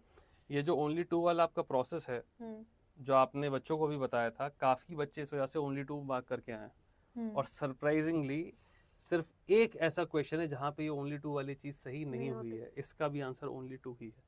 क्योंकि सर आप एग्जामिनर के तौर पे सोचो ना, ऐसे आप बना रहे हो 3 स्टेटमेंट, आपको टेक्निकली वैसे बोलूं तो चुल मचेगी ना कि यार एक तो गलत दे ही देते हैं, तीनों नहीं सही देते हैं, कुछ तो कर ही देते हैं बीच में। राइट, हाँ। तो ओनली 2, तो अगर डाउट भी होता है ना, मेरा फर्स्ट है अगर 50-50 ओनली 2 और ऑल द 3 में, तो मैं ओनली 2 लगाती हूँ। फिर भी आगे कभी ना अप्लाई हो, पर अभी तक तो चल रहा था काम। क्योंकि 1-2 बच्चे हैं जिनको प्रिया मेंटरिंग कर रही थी, जिन्होंने प्री दिया, उनका प्री क्वालिफाई हो भी रहा है, and they were very thankful. तो उन्होंने कहा कि ये वाले जो टेक्निक थी आपकी, उसमें सिर्फ एक ही क्वेश्चन है जिसकी वजह से गलत हुआ है, जहाँ 50-50 में ओनली 2 उनका सही हुआ है।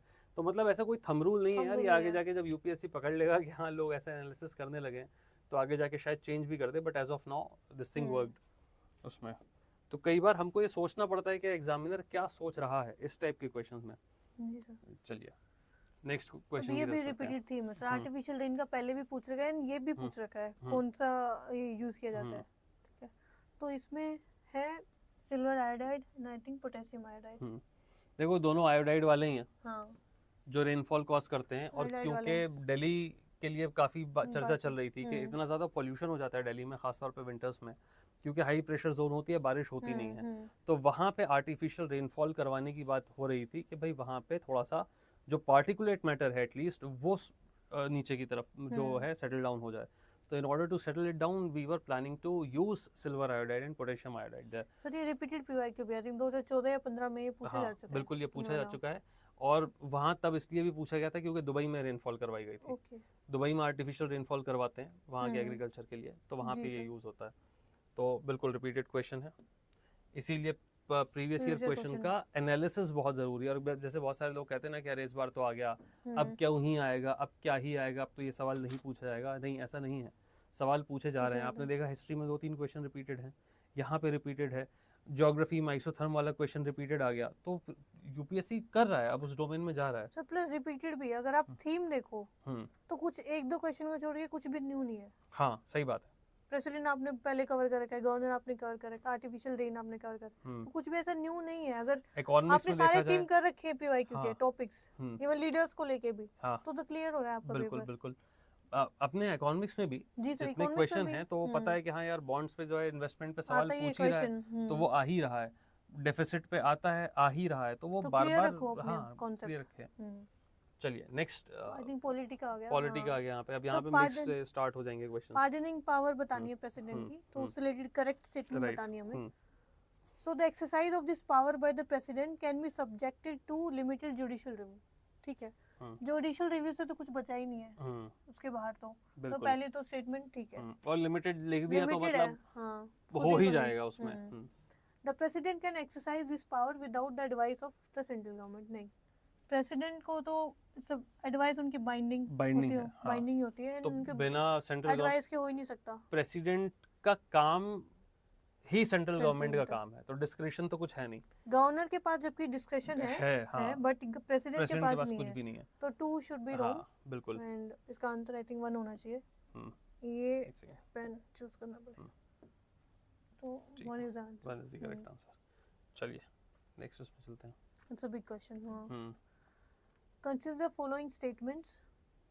On the resolution of the House of the People, the Speaker shall not vacate his or her office until immediately before the first meeting of the House of the People after resolution. ठीक है, इतने नया house नहीं आती, नई assembly नहीं आती है, तो स्पीकर अपना ऑफिस नहीं छोड़ते हैं, तो पहले तो ठीक है। ये तो मतलब ये चीज जो कंटेंट है, ये भी सेम लैंग्वेज क्वालिटी लक्ष्मीकांत में। एग्जैक्टली, लक्ष्मीकांत का एग्जैक्ट उठा रखा है। अब यहाँ पे according to the provisions of the constitution of India, an MP or a member of the House of the People on being elected as Speaker shall resign from his or her political party immediately. नहीं, अपने यहाँ नहीं है, आई think ये Britain में है ये वाला सिस्टम, तो ये गलत है। बिल्कुल, तो ये वाली चीज गलत है, और ये भी एक्सप्लिसिटली लिखी हुई है सर कि न्यूट्रलिटी के लिए ब्रिटेन में जो है फॉरेन रिजाइन करना होता है, लेकिन यहाँ पे रिजाइन करने की जरूरत नहीं होती उसमें। The Speaker of the House of the People may be removed from his or her office by a resolution of the House of the People passed by a majority of all the then members of the House, provided that no resolution shall be moved unless at least 14 days notice has been given of the intention to move the House. ये भी ठीक है. ये I think इसको कुछ special type of absolute कुछ majority कहते हैं. नहीं, अब इसमें मुद्दा ये है कि जब सेकंड गलत हो गया, हाँ और अगर हम वहाँ पे स्टेटमेंट्स को देखें ठीक है, तो second सेकंड तो है. गलत हो गया, तो एलिमिनेट करके इतना लंबा चौड़ा स्टेटमेंट पढ़ने की एग्जाम में जरूरत ही नहीं पड़ती हाँ, कि वो तो अगर मेरे ये को देख दिखा के नहीं आंसर हाँ उधर. वो दिखा हाँ, नहीं तो दिखा इंग्लिश में नहीं. नहीं दिखा, इसीलिए मैंने उधर देख हम्म. के कि भाई मतलब ये पढ़ने अगर की रिमूव हो जरूरत ही गया तो नहीं है. जरूरत ही नहीं है. तो 1 and तो 3. 1 and 3 would be the So इसका राइट तो सीधा ही आंसर. आंसर निकला. अगेन वही बिल्कुल. इस टाइप का क्वेश्चन है. हाँ बिल्कुल, एलिमिनेशन से सीधा सीधा हो उसके गया. बाद तो फिर इजी बहुत पैटर्न इजी में है. हो गया. मतलब ये थर्ड वाला अगर किसी को नहीं भी पता है तो पहला भी इसमें पढ़ने की जरूरत नहीं है ऐसे तो. हाँ सेकंड अगर पता नहीं, अब है जैसे क्वेश्चन पढ़ लें तो भाई पहला तो पढ़ेगा है. ही, पढ़ना ही है. पढ़ना मतलब ही है. पढ़ने के बाद जब सेकंड पे आए तो ये तो बहुत क्लियर है कि यहाँ पे नहीं है ये प्रोविजन. उसमें पार्लियामेंट चैप्टर आप स्टार्ट करेंगे पहले ही यहाँ पे बात आ जाएगी जी सर. पार्लियामेंट में. नेक्स्ट क्वेश्चन की तरफ चलते हैं. इसमें भी करेक्ट बताना है. And if any question arises as to whether a member of the house or the people has become, मेरे को लगता है सर साथ साथ ही क्वेश्चन बनाइए एक ही चैप्टर में से कि दो क्वेश्चन बना दो क्वेश्चन उठा देते हैं. हाँ. If टाइम any- जोन वाले भी दो क्वेश्चन दो उठा क्वेश्चन देते उठा हैं. लिए. हाँ. If any question arises as to whether a member of the house of the people has become subject to disqualification, ठीक है, 10th schedule के अंदर, the president's decision in accordance with the opinion of the council of union ministers shall be final. ये तो दे रखा है clearly 10th schedule वाला जो एंटी डिफेक्शन चैप्टर है पॉलिटी में. तो यहाँ पे काउंसिल ऑफ यूनियन मिनिस्टर्स तो नहीं होता है. बिल्कुल. Election commission of India I think. और ये तो वैसे मतलब वैसे पता लॉजिकली होता भी है, नहीं ये हो भी नहीं सकता होनी चाहिए. कि काउंसिल ऑफ यूनियन मिनिस्टर का क्या ही मतलब है डिफेक्शन हाँ, में, वरना वो तो कुछ defection भी में कर देंगे. Conflict of interest conflict of interest हो जाएगा. बिल्कुल. तो ये तो वैसे ही गलत हो गया एकदम. फिर there is no mention of the word political party in the constitution of India. अब यहाँ गलत हो सकता है ये क्वेश्चन. हमें लगेगा कि नहीं मेंशन है. मेरा भी ये गलत हो गया था जब मैं देख रही थी. तो लेकिन ये 52nd जो कॉन्स्टिट्यूशनल अमेंडमेंट थी जिसमें 10th शेड्यूल ऐड हुआ है, राइट. उसके बाद पॉलिटिकल पार्टी टर्म हाँ आ आ गया है. गया है. हाँ तो ये 10th शेड्यूल आने के बाद ही जो पहले है नहीं था पहले नहीं ओरिजिनल था. कॉन्स्टिट्यूशन में. हाँ तो अगर ये लिखा What is होता कि concerned? In the a political party term has not been mentioned in the original constitution या प्रीवियसली इन द कॉन्स्टिट्यूशन, तो फिर वो करेक्ट होता. लेकिन अभी जो है ये स्टेटमेंट गलत हो जाएगा. नहीं सर अभी तो ये करेक्ट है. There is no mention of the. अच्छा ये गलत है. नहीं, गलत ठीक है हो ठीक है जाएगा ठीक है, गलत हो जाएगा. यानी दोनों गलत है. Should नहीं be- नहीं हाँ नाइदर वन नॉट टू इसमें जो है जी सर. हो जाएगा. ठीक है. 88 का डी हो जाएगा. Next question. वो एक्चुअली वहाँ पे आंसर टिक कर रखा था ना. हाँ तो तो इसलिए वो डाउट हो उसमें गया. doubt हो गया. चलिए. अगेन स्टेटमेंट वाला. In India state governments have no power. एक तो इतने जो एक्सट्रीम चीजें होती हैं हाँ. तो for making rules for grant of concession in respect of extraction of minor minerals even though such minerals are located in the territories. अब ये थीम रिपीटेड है. माइनर मिनरल्स पे इन्होंने पूछा है हाँ पहले. पूछा है पहले. हाँ 2021 और 22 का इतना बिल्कुल पुराना भी बिल्कुल नहीं है बिल्कुल. सर. हाँ तभी पूछा इन्होंने. तो ये गलत है. क्रिटिकल ठीक है. मिनरल माइनर एक तो है ही सर माइनर मिनरल. यूं भी नहीं कि क्रिटिकल मिनरल है मेजर बिल्कुल मिनरल. बिल्कुल. हाँ ऊपर से कह रहे स्टेट गवर्नमेंट के पास कुछ पावर पावर ही ही नहीं है. तो ऐसा नहीं नहीं हो सकता. बिल्कुल. तो पहला गलत है फिर आंसर अपने आप निकल जाता है. आंसर डी आ जाता है. सर ऑप्शंस के हिसाब से फिर इजी हो जाता है. बिल्कुल. मतलब यहाँ पे चीजें मतलब कुछ क्वेश्चंस थे जो काफी डुएबल थे डुएबल थे. अगर लोग अटेम्प्ट्स को ठीक रखते अपने. ठीक है. और वो डिफिकल्ट वाले जो 1 2 3 वाले हैं उसमें थोड़ा हाथ रोक के खेलते तो ये बहुत अच्छा स्कोर आ सकता है इसमें. लेकिन वहां पे क्योंकि लोग अब कंफ्यूजन होता है ना. पेपर में तो बैठ अभी के इसलिए मैं कह रही हूँ हम तो बाहर कर रहे हैं बाद सर, में तो एनालाइज कर पेपर रहे में हैं. difficult होता हाँ है. तो वहां पे करके आना ही पड़ता है. तो करके आना पड़ता है तो फिर वहाँ गलती की प्रोबेबिलिटी है. चलिए. Which organization has enacted the nature restoration law to tackle climate change and biodiversity laws? अब इसका मेरे को आइडिया नहीं. मैं ऑप्शन से देखूंगी कौन ऐसा काम कर सकता है. तो एक तो ईयू है. देयर आर हाई चांसेस क्योंकि यूरोप काफी क्लाइमेट से रिलेटेड कुछ ना कुछ लेके आते रहते हैं. वर्ल्ड बैंक नहीं होना चाहिए. नेचर इन्वायरमेंट से रिलेटेड कुछ ऐसा मेजर. ये तो बिल्कुल ही नहीं. मतलब इसका भी मैंने नहीं देखा है ऐसा क्लाइमेट से रिलेटेड मेजर. एफएओ का हो सकता है मतलब बट वो एग्रीकल्चर है उन चीजों से रिलेटेड ज्यादा होता है. तो ग्रेटर चांसेस है कि यूरोपियन यूनियन का होना चाहिए. ये एक्चुअली एलिमिनेट करके अगर किसी को नहीं पता है, जिसको पता है वो तो सीधा सीधा कर देगा. लेकिन अगर किसी को नहीं पता है तो एलिमिनेट करके इस आंसर तक पहुंचना ज्यादा आसान था कंपेयर टू. हालांकि काफी फैक्चुअल है. अगर नहीं पता है तो ये छोड़ा भी जा सकता था. जैसे जिन्होंने अटेम्प्ट किया है वहाँ पे उन्होंने बॉक्स बना के छोड़ दिया है, ठीक है, which I think is the right choice in this, क्योंकि अगर बाकी के आंसर्स आपके ठीक हो रहे हैं जो कि दिख रहे हैं कि मतलब हाँ ऑब्वियसली वो ठीक हैं जो अपने एलिमिनेशन वाले क्वेश्चन है, तो अब यहाँ पे 90th क्वेश्चन के बाद आप आगे थोड़ा सा पर सर ये अगर किसी के बहुत ज्यादा मार्क्स आपने देखा 120 आते हैं, 130 आते हैं, हाँ वो सिर्फ नॉलेज से नहीं आ सकते। हाँ वो यहाँ पे खेलते यहाँ हैं, पे खेलते बिल्कुल हैं बिल्कुल इधर खेल जाते हैं और हर बारी वो चीजें डेवलप होती हैं पीवाईक्यू बार बार करके। एग्जैक्टली क्या आपको हर बार ही लग रहा है तो हाँ, अब बार भी वो लॉजिक लगेगा। बिल्कुल। तो मतलब ये जैसे आपने तैयारी करी है उस पे बहुत डिपेंड करता है कि वहां पे आपका लॉजिक ठीक हो रहा था कि नहीं हो रहा था। जी सर। अगर वहां पे आपने अपना लॉजिक बिठा लिया है तब तो हम रिस्क ले सकते हैं, लेकिन अगर उस किसी ने PYQs का एनालिसिस उस तरीके से नहीं किया है तो फिर भाई तो आपको रिफ्रेन करना चाहिए जी सर। आगे बढ़ने से। नेक्स्ट क्वेश्चन की तरफ चलते हैं, अगेन नॉट करेक्ट वाला क्वेश्चन, ठीक है। ये अच्छी बात है, बोल करके देखते हैं तो एग्जाम में दिख जाता है, सिर्फ बच्चे गलत कर देते हैं।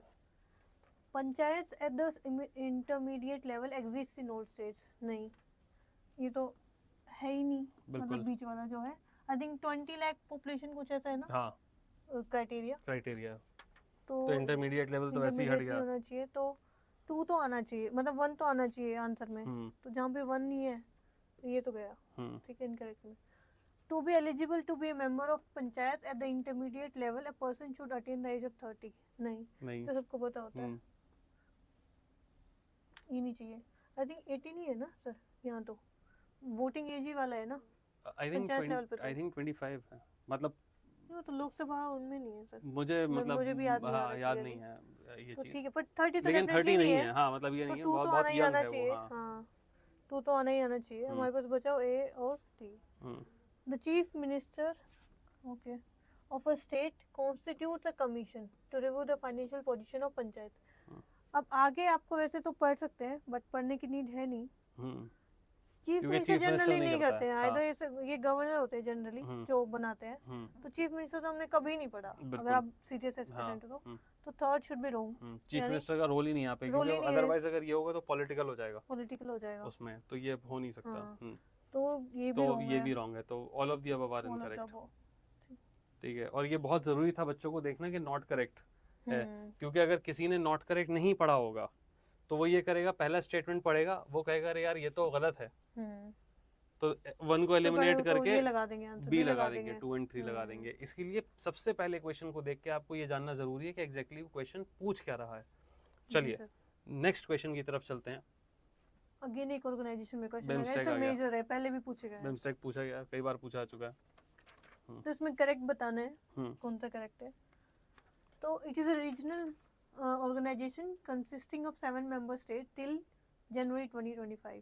Okay, it came into existence with the signing of the Dhaka Declaration 19. Dhaka नहीं है, it's a Bangkok Declaration, ये हमें पता होता है, मेजर है।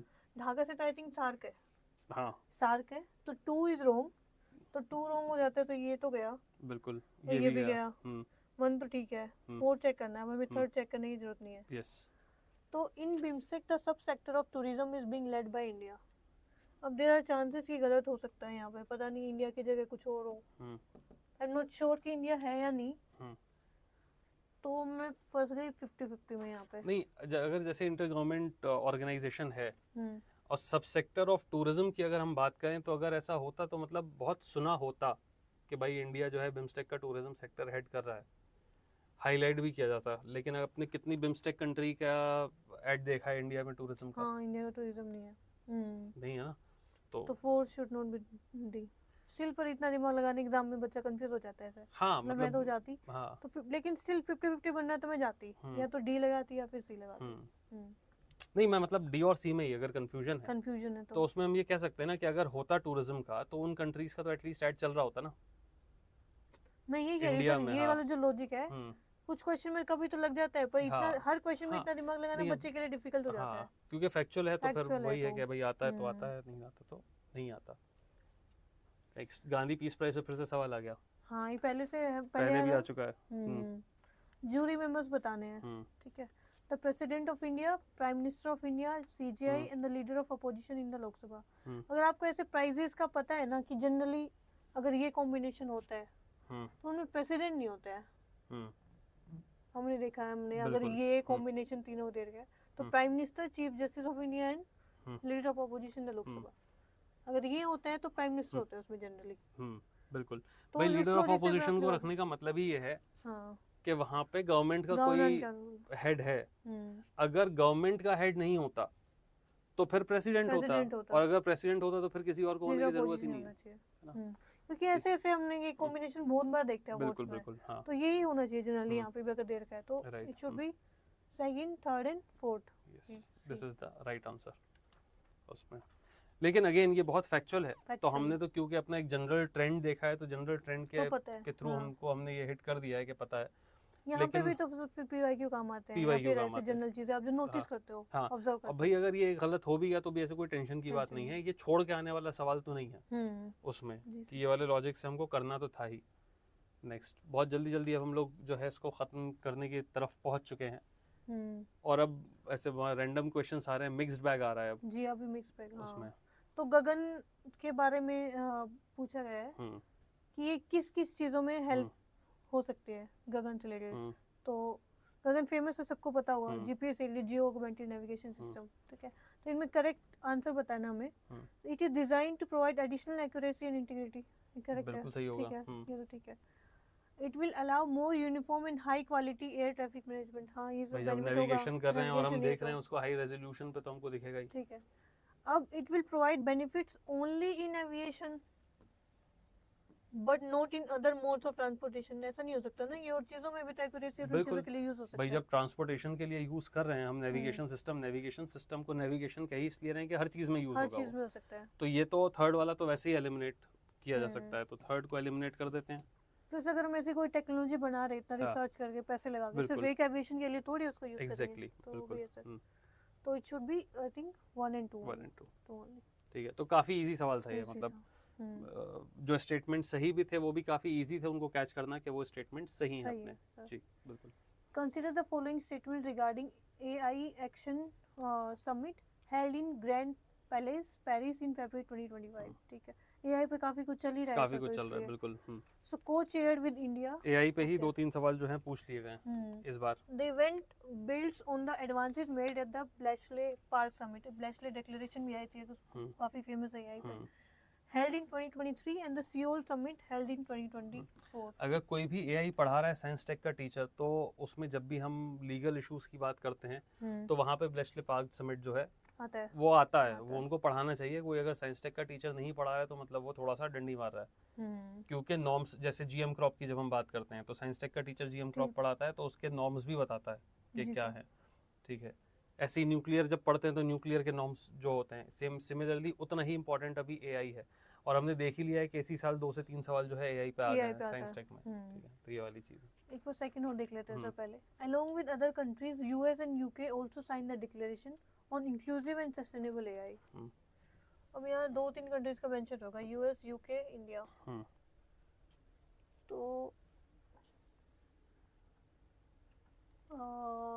तो देयर चांसेस कि इंडिया की जगह कोई और हो, मतलब मैंने तो नहीं पढ़ा अभी रिसेंटली क्योंकि न्यूज़ में था, तो ये भी जिन करंट अफेयर में अगर किसी ने पढ़ा है तो वो इसको सोल्व कर सकता है। आई एम नॉट श्योर क्योंकि मैंने ये पढ़ा नहीं अभी रिसेंटली करंट अफेयर में, तो I am not able to. इसका सही आंसर मैं बता देता हूँ, इसका सही आंसर ए है। ओके, ठीक है। यूएस और यूके नहीं किया उन्होंने, तो एक्सेप्शन था जो यहाँ पे उन्होंने पकड़ लिया क्योंकि वो अपने अलग ही दुनिया से चलते हैं वैसे भी। लेकिन अगेन फैक्चुअल है, पता होगा तो होगा, नहीं तो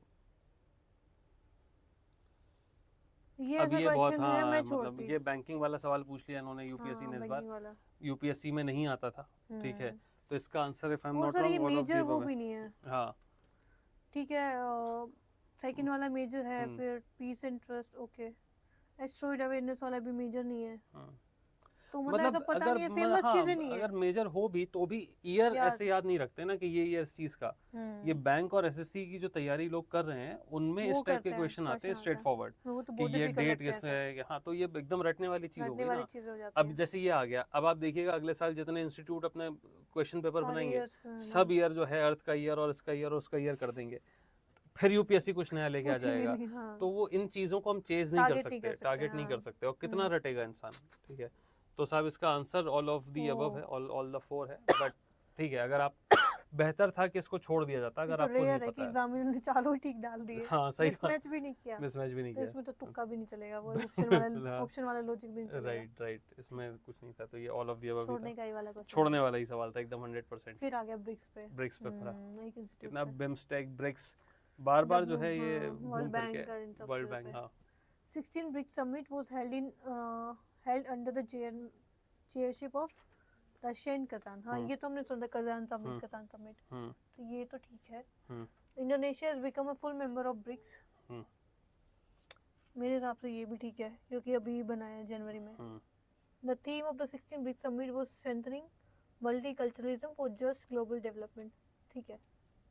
कि थीम जनरली यूपीएससी ठीक देता है और ऐसे गलत नहीं कहेगा कि अरे ये उसका थीम नहीं था या ये विजन नहीं हो सकता। तो मैं तो अच्छा 1 2 और 3 है नहीं इसमें। अब ये क्वेश्चन थोड़ा कंट्रोवर्शियल है, ये आपने सही पकड़ा है, ये क्वेश्चन कंट्रोवर्शियल है और मोस्ट प्रॉब्ली यूपीएससी इस क्वेश्चन को हटा देगा क्योंकि रियल जो इसका आंसर है वो ऑल ऑफ द अबव ही है। क्योंकि ये जनवरी में हुआ है तो शायद जब ये क्वेश्चन बना होगा तो उससे पहले बना होगा, तब तक इंडोनेशिया जो है फुल मेंबर नहीं बना था ब्रिक्स का, तो 1 और 3 तो करेक्ट है ही उसमें। तो यहाँ पे अगर लॉजिकली उस हिसाब से आंसर देखा जाए, किसी को लगाना था तो भाई वो 1 और 3 इसमें हो जाएगा क्योंकि 2 बाद में सही हुआ है। लेकिन अगर बिल्कुल एग्जैक्ट हम इन्फॉर्मेशन देखें तो फिर इसमें all of the above statement होना चाहिए था जो यूपीएससी ने नहीं दिया। ड्रॉप हो जाए सर एक क्वेश्चन। हाँ तो ये ड्रॉप हो जाएगा।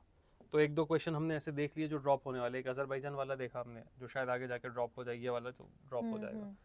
नेक्स्ट क्वेश्चन की तरफ चलते हैं, इसमें करेक्ट बताना है। हाँ तो लोकपाल पे है, ये भी लक्ष्मीकांत में आई थिंक दे ही रखा है काफी डिटेल में। The power of Lokpal applies to public servants in of India but not to Indian public servant posted outside India. ये तो लॉजिकल ही नहीं है, तो वो इंडिया के पब्लिक सर्वेंट बिल्कुल हाँ, तो वाइल नॉट टू अप्लाई उनके लिए कौन सा थोड़ी अलग से बनाएंगे। सही बात है, तो पहली गलत है, तो ये गलत, ठीक है। फिर पूछा 2 3 and 3 द चेयरपर्सन ऑफ और a member shall not be a member of parliament या फिर member of legislature of state और UT and only the CGI, okay, and only the CGI whether incumbent or retired has to be chairperson. I think ऐसा नहीं होना चाहिए sir, तो मेरे को डिटेल में याद नहीं है, बट ऐसा नहीं है कि सिर्फ CGI हो, बाकी भी होंगे एलिजिबल, तो आई थिंक ये भी गलत होना चाहिए। आई थिंक जहाँ तक मुझे याद है, अगेन क्योंकि पॉलिटी का डिस्कशन होगा तो उसमें अब समझ में आएगा, आई थिंक रिटायर्ड सीजीआई रहते हैं उसमें, ओके उसमें जो है, ठीक है सर, फिर तो ठीक तो वो भी गलत है, ये गलत है, हाँ स्टेटमेंट गलत हो गया ना, अच्छा वेदर इनकम्बेंट और ठीक है वो है ना, तो 2 आल्सो रॉन्ग। थर्ड दिखता है, द चेयरपर्सन और member shall not be a person of less than 45 years of age on the date of assuming office of the chairperson or member as the case may be। 45 ये तो weird सी है, कभी कभी सुना ही नहीं कि किसी में क्राइटेरिया हो। ये एक्चुअली यूनिक है और इसी की है, ओके, कि इससे यंग नहीं होना चाहिए, नहीं होना चाहिए, इससे सीनियर ही होना चाहिए, ठीक है। तो ये ऐसी यूनिक चीज है कि इस वजह से याद रहता है कि 45 इयर्स की जो है वहाँ पे बात करी गई है। जी सर, तो यानी थर्ड ठीक है, हाँ, वोट पढ़ने की जरूरत ही नहीं है। तो only 3 is the answer in this question. Again थोड़ा सा डिफिकल्ट क्वेश्चन था ये, उतना इजी नहीं था, काफी कई सारी चीजें याद रखने की नीड है, काफी सारी चीजें इसमें पूछ ली गई। ये दे रखा है पॉलिटी में, किसी ने अच्छे से पढ़ा है, बट फिर भी स्टिल डिफिकल्ट है अब एक्चुअली इतनी सारी पोस्ट हैं, उनके क्राइटेरियाज, उनकी एजेस के, वो हर चीज रटना वहाँ पे पढ़ेंगे तो हो जाएगा। एक चीज बताऊंगी सर, मैं क्या करती थी इनके लिए, मैं अपने लिए एक वो मैट्रिक्स बना लेती थी, जितने भी बॉडीज है ना, या लोकपाल है या इन सब चीजों के लिए, तो मेरे पास ऐसे बॉडी एक मैट्रिक्स होती थी ये इधर, तो यहाँ पे सपोज मैंने यहाँ पे लिख दी सीबीआई या सीवीसी या कुछ है, एनसीएस, सीएस, सीएसटी, तो यहाँ पे या तो मैं उनकी टर्म लिखूंगी, क्वालिफिकेशन, रिमूवल, ऐसे करके, तो जितने भी क्राइटेरिया बनते हैं उसके सेम से होते हैं, ताकि वो याद रहे, कंफ्यूज ना हो, तो यहाँ पे लिख लेते हैं। तो वो एक तो बहुत ही मेरा ना बस एक पेपर होता था, आगे की शीट पीछे की शीट, दोनों में सारी चीजें आ जाती थी, और उसमें से अगर देखा जाए तो 2-3 सवाल जो है इससे आ गए, आ जाते हैं, हाँ, तो आप अपने लिए बना सकते हो, इंटरनेशनल ऑर्गेनाइजेशन से, आपकी रिपोर्ट से, एरियाज हम लोगों ने डिस्कस किए थे, मैप में जितनी चीजें चल रही हैं, आपके पोजीशन से, जी सर, पोस्ट से। चलिए, तो ओके, ये यूनिक सा सवाल आ गया जो मिसलेनियस वाले यूपीएससी हर 2021 में आए थे, स्पोर्ट्स के 2 क्वेश्चन, अभी भी 2 ही आए हैं, तो वहां से ले उठा के जो है यूपीएससी एक नई चीज कॉइन कर देता है। अब देखिए अगले साल फिर पूरे स्पोर्ट्स पे रिसर्च हो जाएगी कोचिंग सेंटर्स की उस पे। इसमें है first kho kho world cup से हम्म, रिलेटेड स्टेटमेंट्स बतानी है। इवेंट दिल्ली में हुआ था। ओके, पता नहीं मेरे को तो। The Indian man beat Nepal with a score of 78-40 in the final. ठीक है, वर्ल्ड चैंपियन बने। ओके, इंडियन वुमेन ने भी नेपाल को बीट किया, ये स्कोर है। ओके, कई बार यूपीएससी ये इंटरचेंज कर देता है स्कोर या फिर यहाँ तो कंट्री तो चलो सेम ही है, कई वरना क्या करता है यहाँ की कंट्री यहाँ डाल देगा, अगर यहाँ कुछ सपोज भूटान हाँ। होता भूटान की यहाँ डाल देता। तो ये तो केस यहाँ नहीं है, यहाँ दोनों जगह नेपाल है तो यानी Right. हुआ होगा ऐसा। हाँ। बट यहाँ कुछ गड़बड़ कर सकता है यूपीएससी में भी। राइट, नहीं एक्चुअली इसमें ये स्कोर जो है उल्टा कर दिया इन्होंने। वही और करते हैं सर, ये इंटरचेंज कर देते हैं। इंटरनेशनली बहुत बड़ा इवेंट था, क्योंकि मैं खो खो खेला है, मैंने प्लेयर रहा हूँ, तो काफ़ी इंटरेस्टेड थे। और हमारी एक बच्ची है स्टूडेंट, वो नेशनल्स खेली है खो खो के। तो जब वर्ल्ड कप चल रहा था तो उससे काफ़ी डिस्कशन होता रहता था कि देखा अभी खेल रही हो कि नहीं खेल रही हो, क्या चल रहा है। तो एक्साइटेड रहते थे हम लोग, क्योंकि अपना गेम है। अच्छा, जनरल पब्लिक को इतना खो खो से कबड्डी से उतना सरोकार रहता नहीं है कि क्या है क्या चल रहा है। लेकिन उसमें भी एकदम स्कोर याद रखना एक नॉर्मल कैंडिडेट के लिए बहुत मुश्किल है, कि वो इंटरचेंज हुआ या सीधा सीधा भी दिया है। ये पता होना कि हाँ दिल्ली में हुआ था, ये फिर भी पता हो सकता है, लेकिन ये वैसे भी नहीं है। तो भाई इसमें मतलब गेसवर्क करने किया जा सकता था, मतलब गेसवर्क नहीं किया जा सकता था, आप तुक्का मार सकते थे अगर होता तो। लेकिन बेहतर ये है कि अगर नहीं पता है तो छोड़ दिया जाता इस क्वेश्चन को। आंसर इसका ए है, वन ओनली। ऐसे क्वेश्चन फिर डिसाइड हो जाते हैं सर, आप रिस्क अवर्स हो, मतलब उस टाइम पे ज्यादा ही रिस्क टेकिंग पर्सन हो, उस पे फिर डिपेंड करता है। बिल्कुल। या आपको अगर पता है कि यूपीएससी ऐसे करता है, उसके देखो बिना जाने तुक्का मारना तो बिल्कुल ही वो डिजास्टर है। पर अगर किसी को पता है कि यूपीएससी जर्नल ऐसे करता है, फिर आप रिस्क देखते हो, तो फिर तब भी वो आपके नेचर पे डिपेंड करता है। बिल्कुल, कि आप कितना रिस्क लेते हो। और फिर मुझे ऐसा लगता है कि बहुत ज्यादा रिस्क लेने की जरूरत है नहीं। भाई कट ऑफ आपकी जो है 85-90 के करीब जा रही है जी। अगर आपको ऐसा लगता है कि आप 100 टच कर रहे हैं, 100-105, तो you are very much safe. तो वहां पे आप मतलब मान के चलिए कि 10 क्वेश्चन तो आप छोड़ सकते ही हैं, मतलब ऐसे कोई टेंशन की बात नहीं है उसमें। चलिए लास्ट क्वेश्चन पे हम, लास्ट क्वेश्चन फाइनली हम पहुंच चुके हैं लास्ट क्वेश्चन पे। बिल्कुल सर यहाँ पे देखिए, मेरे को जिसका बिल्कुल आइडिया नहीं है। चेस वाला है, नहीं चेस वाला इसका आंसर भी मेरे ख्याल में वन ही था, मतलब सेकंड स्टेटमेंट जो है वही है।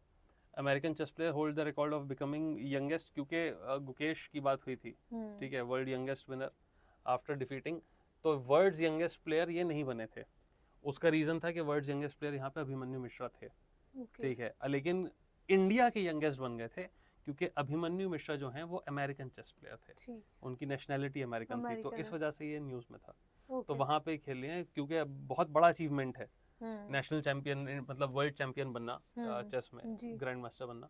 तो इस वजह से काफी न्यूज़ में भी थे गुकेश। इसका आंसर बी है, 2 only is the answer of this. तो वहाँ तो मतलब ये अगर किसी ने देखा है न्यूज़ पढ़ते हो तो इतना ज्यादा न्यूज़ में रहे थे गुकेश। कोई चेस खेलता है ज्यादा ही। हाँ, मतलब खेलने वाली बात नहीं है, इतना बड़ा इवेंट था ना। जैसे एक बार पुलेला गोपीचंद पे क्वेश्चन आया था यूपीएससी में, तब बहुत पहले की बात कर रहा हूँ, तब वो मास्टर बने थे। फिर वो द्रोणा अवार्ड भी उनको मिला, पहले अर्जुन अवार्ड भी उनको मिला था।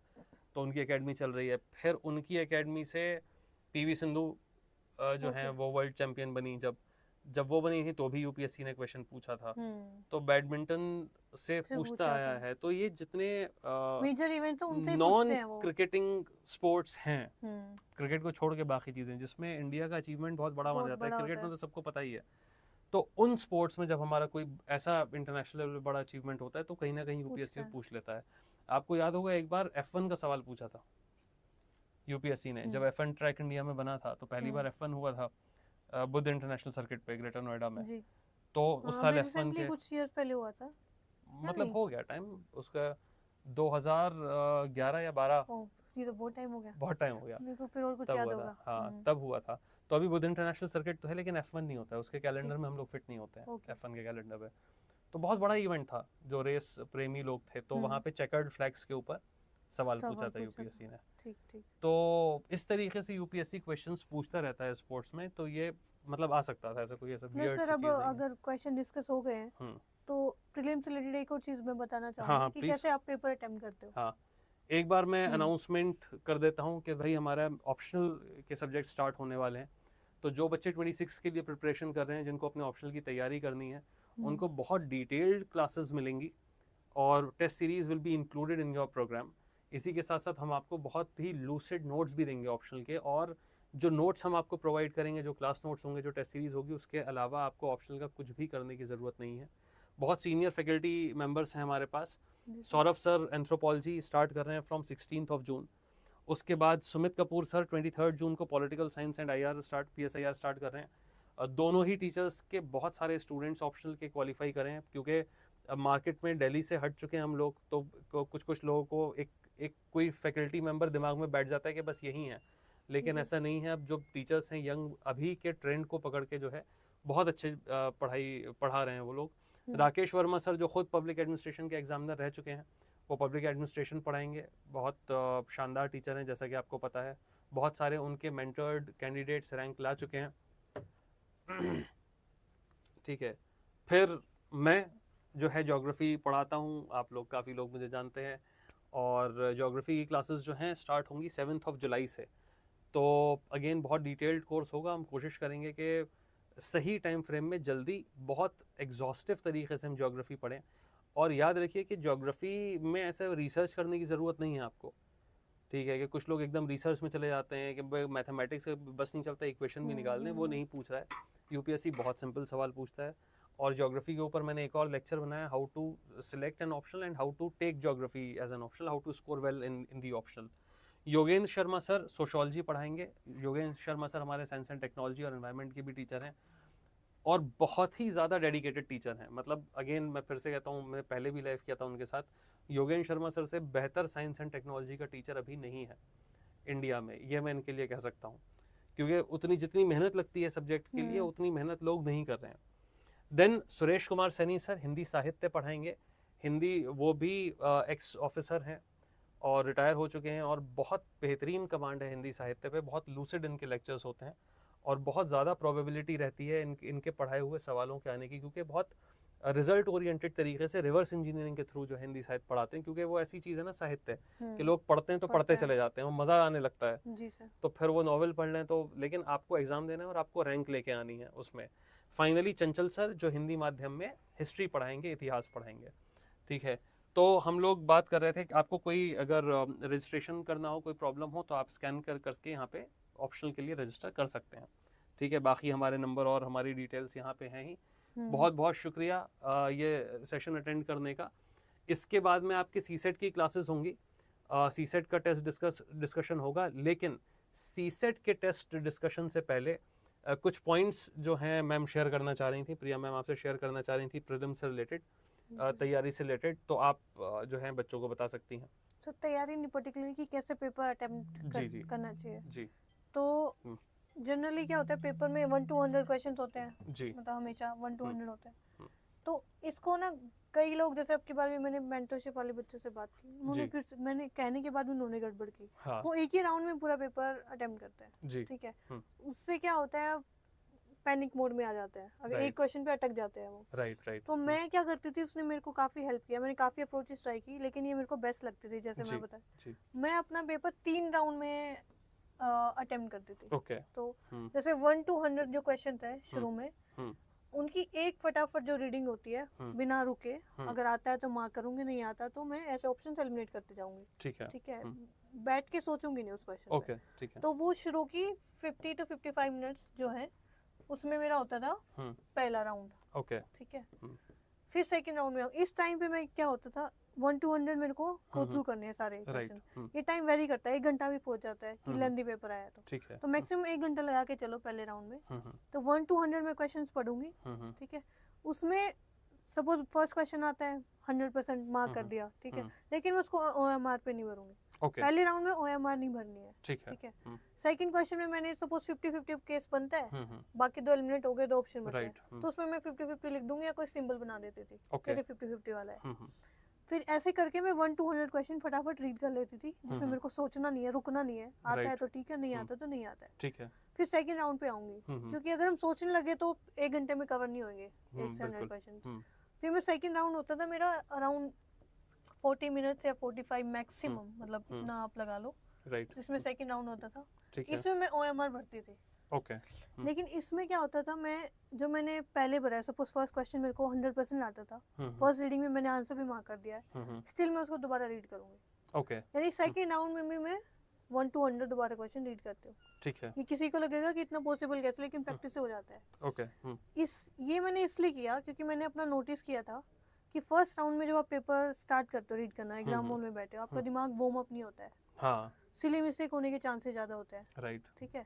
तो उस चीज से अवॉइड हो सकते हो आप, क्योंकि दोबारा उस क्वेश्चन को पढ़ोगे, एक बार पढ़ के जा चुके हो 1 घंटे में, राइट तो दिमाग आपका ना बैक ऑफ द माइंड सोचने लगता है, अगर नहीं आता है तो बेटर रिकॉर्डिंग हो पाती है, वार्म अप हो चुका है दिमाग, राइट। तो दोबारा से पढ़ो उसको फटाफट, तब लगता है कि हाँ जो पहले मार्क किया था वही आंसर है। अगर आपने कोई सिली मिस्टेक नहीं किया तो ओएमआर पे साथ के साथ फिल कर दो, राइट। तो वो होगा जी। फिर सेकंड में अब चांसेस क्या होंगे, जो पहले 2 ऑप्शन एलिमिनेट हुए थे, अब चांसेस है कि एक और एलिमिनेट हो जाए, राइट। क्योंकि आपके दिमाग ने back of the mind start कर दिया सोचना, राइट। तो बेटर रिकॉल कर पाओगे चीजों को। तो एक ही तरीका है। तो सेकंड राउंड में मैं सारे 50-50 वाले अटेम्प्ट करती थी। ओके। रेयर ही है कि कोई बचता होगा कि मैं थर्ड राउंड के लिए छोड़ूंगी, राइट। और 50-50 वाले मैं सारे अटेम्प्ट करूंगी। ओके। और जो 25-75 वाले हैं कि एक ऑप्शन एलिमिनेट हो गया, 3 बच गए हैं, राइट।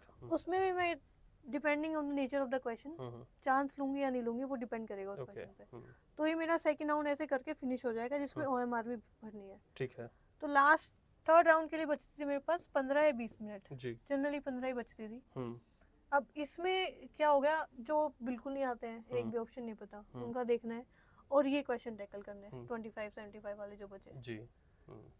तो ये चीजें मैं 15 से 20 मिनट में टैकल करते थे एक बार। तो ऐसे 3 राउंड में मेरा पेपर होता था जनरली। किसी को 3 राउंड ज्यादा लगते हैं तो 2 में भी कर सकते, पर एटलीस्ट मैं कहूंगी कि सबको 2 राउंड में तो करना ही चाहिए। बिल्कुल।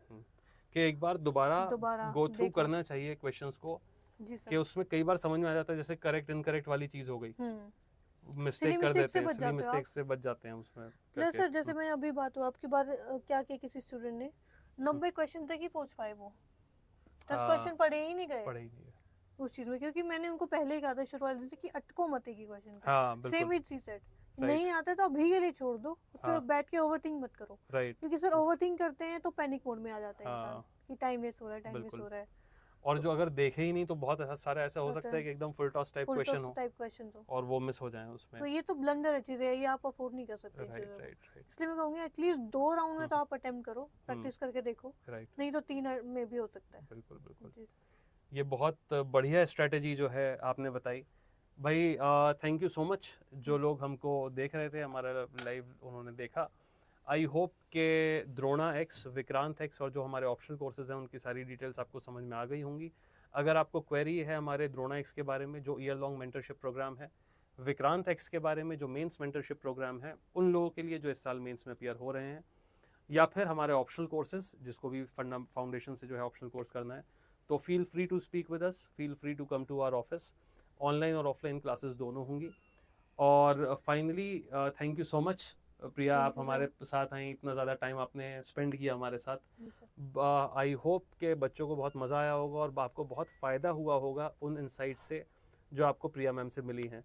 तो once again thank you so much everyone and we'll see you soon. अभी सीसेट का डिटेल डिस्कशन स्टार्ट होने वाला है, तो हमारे साथ बने रहिएगा लाइव पे। Take care, have a nice day, bye bye.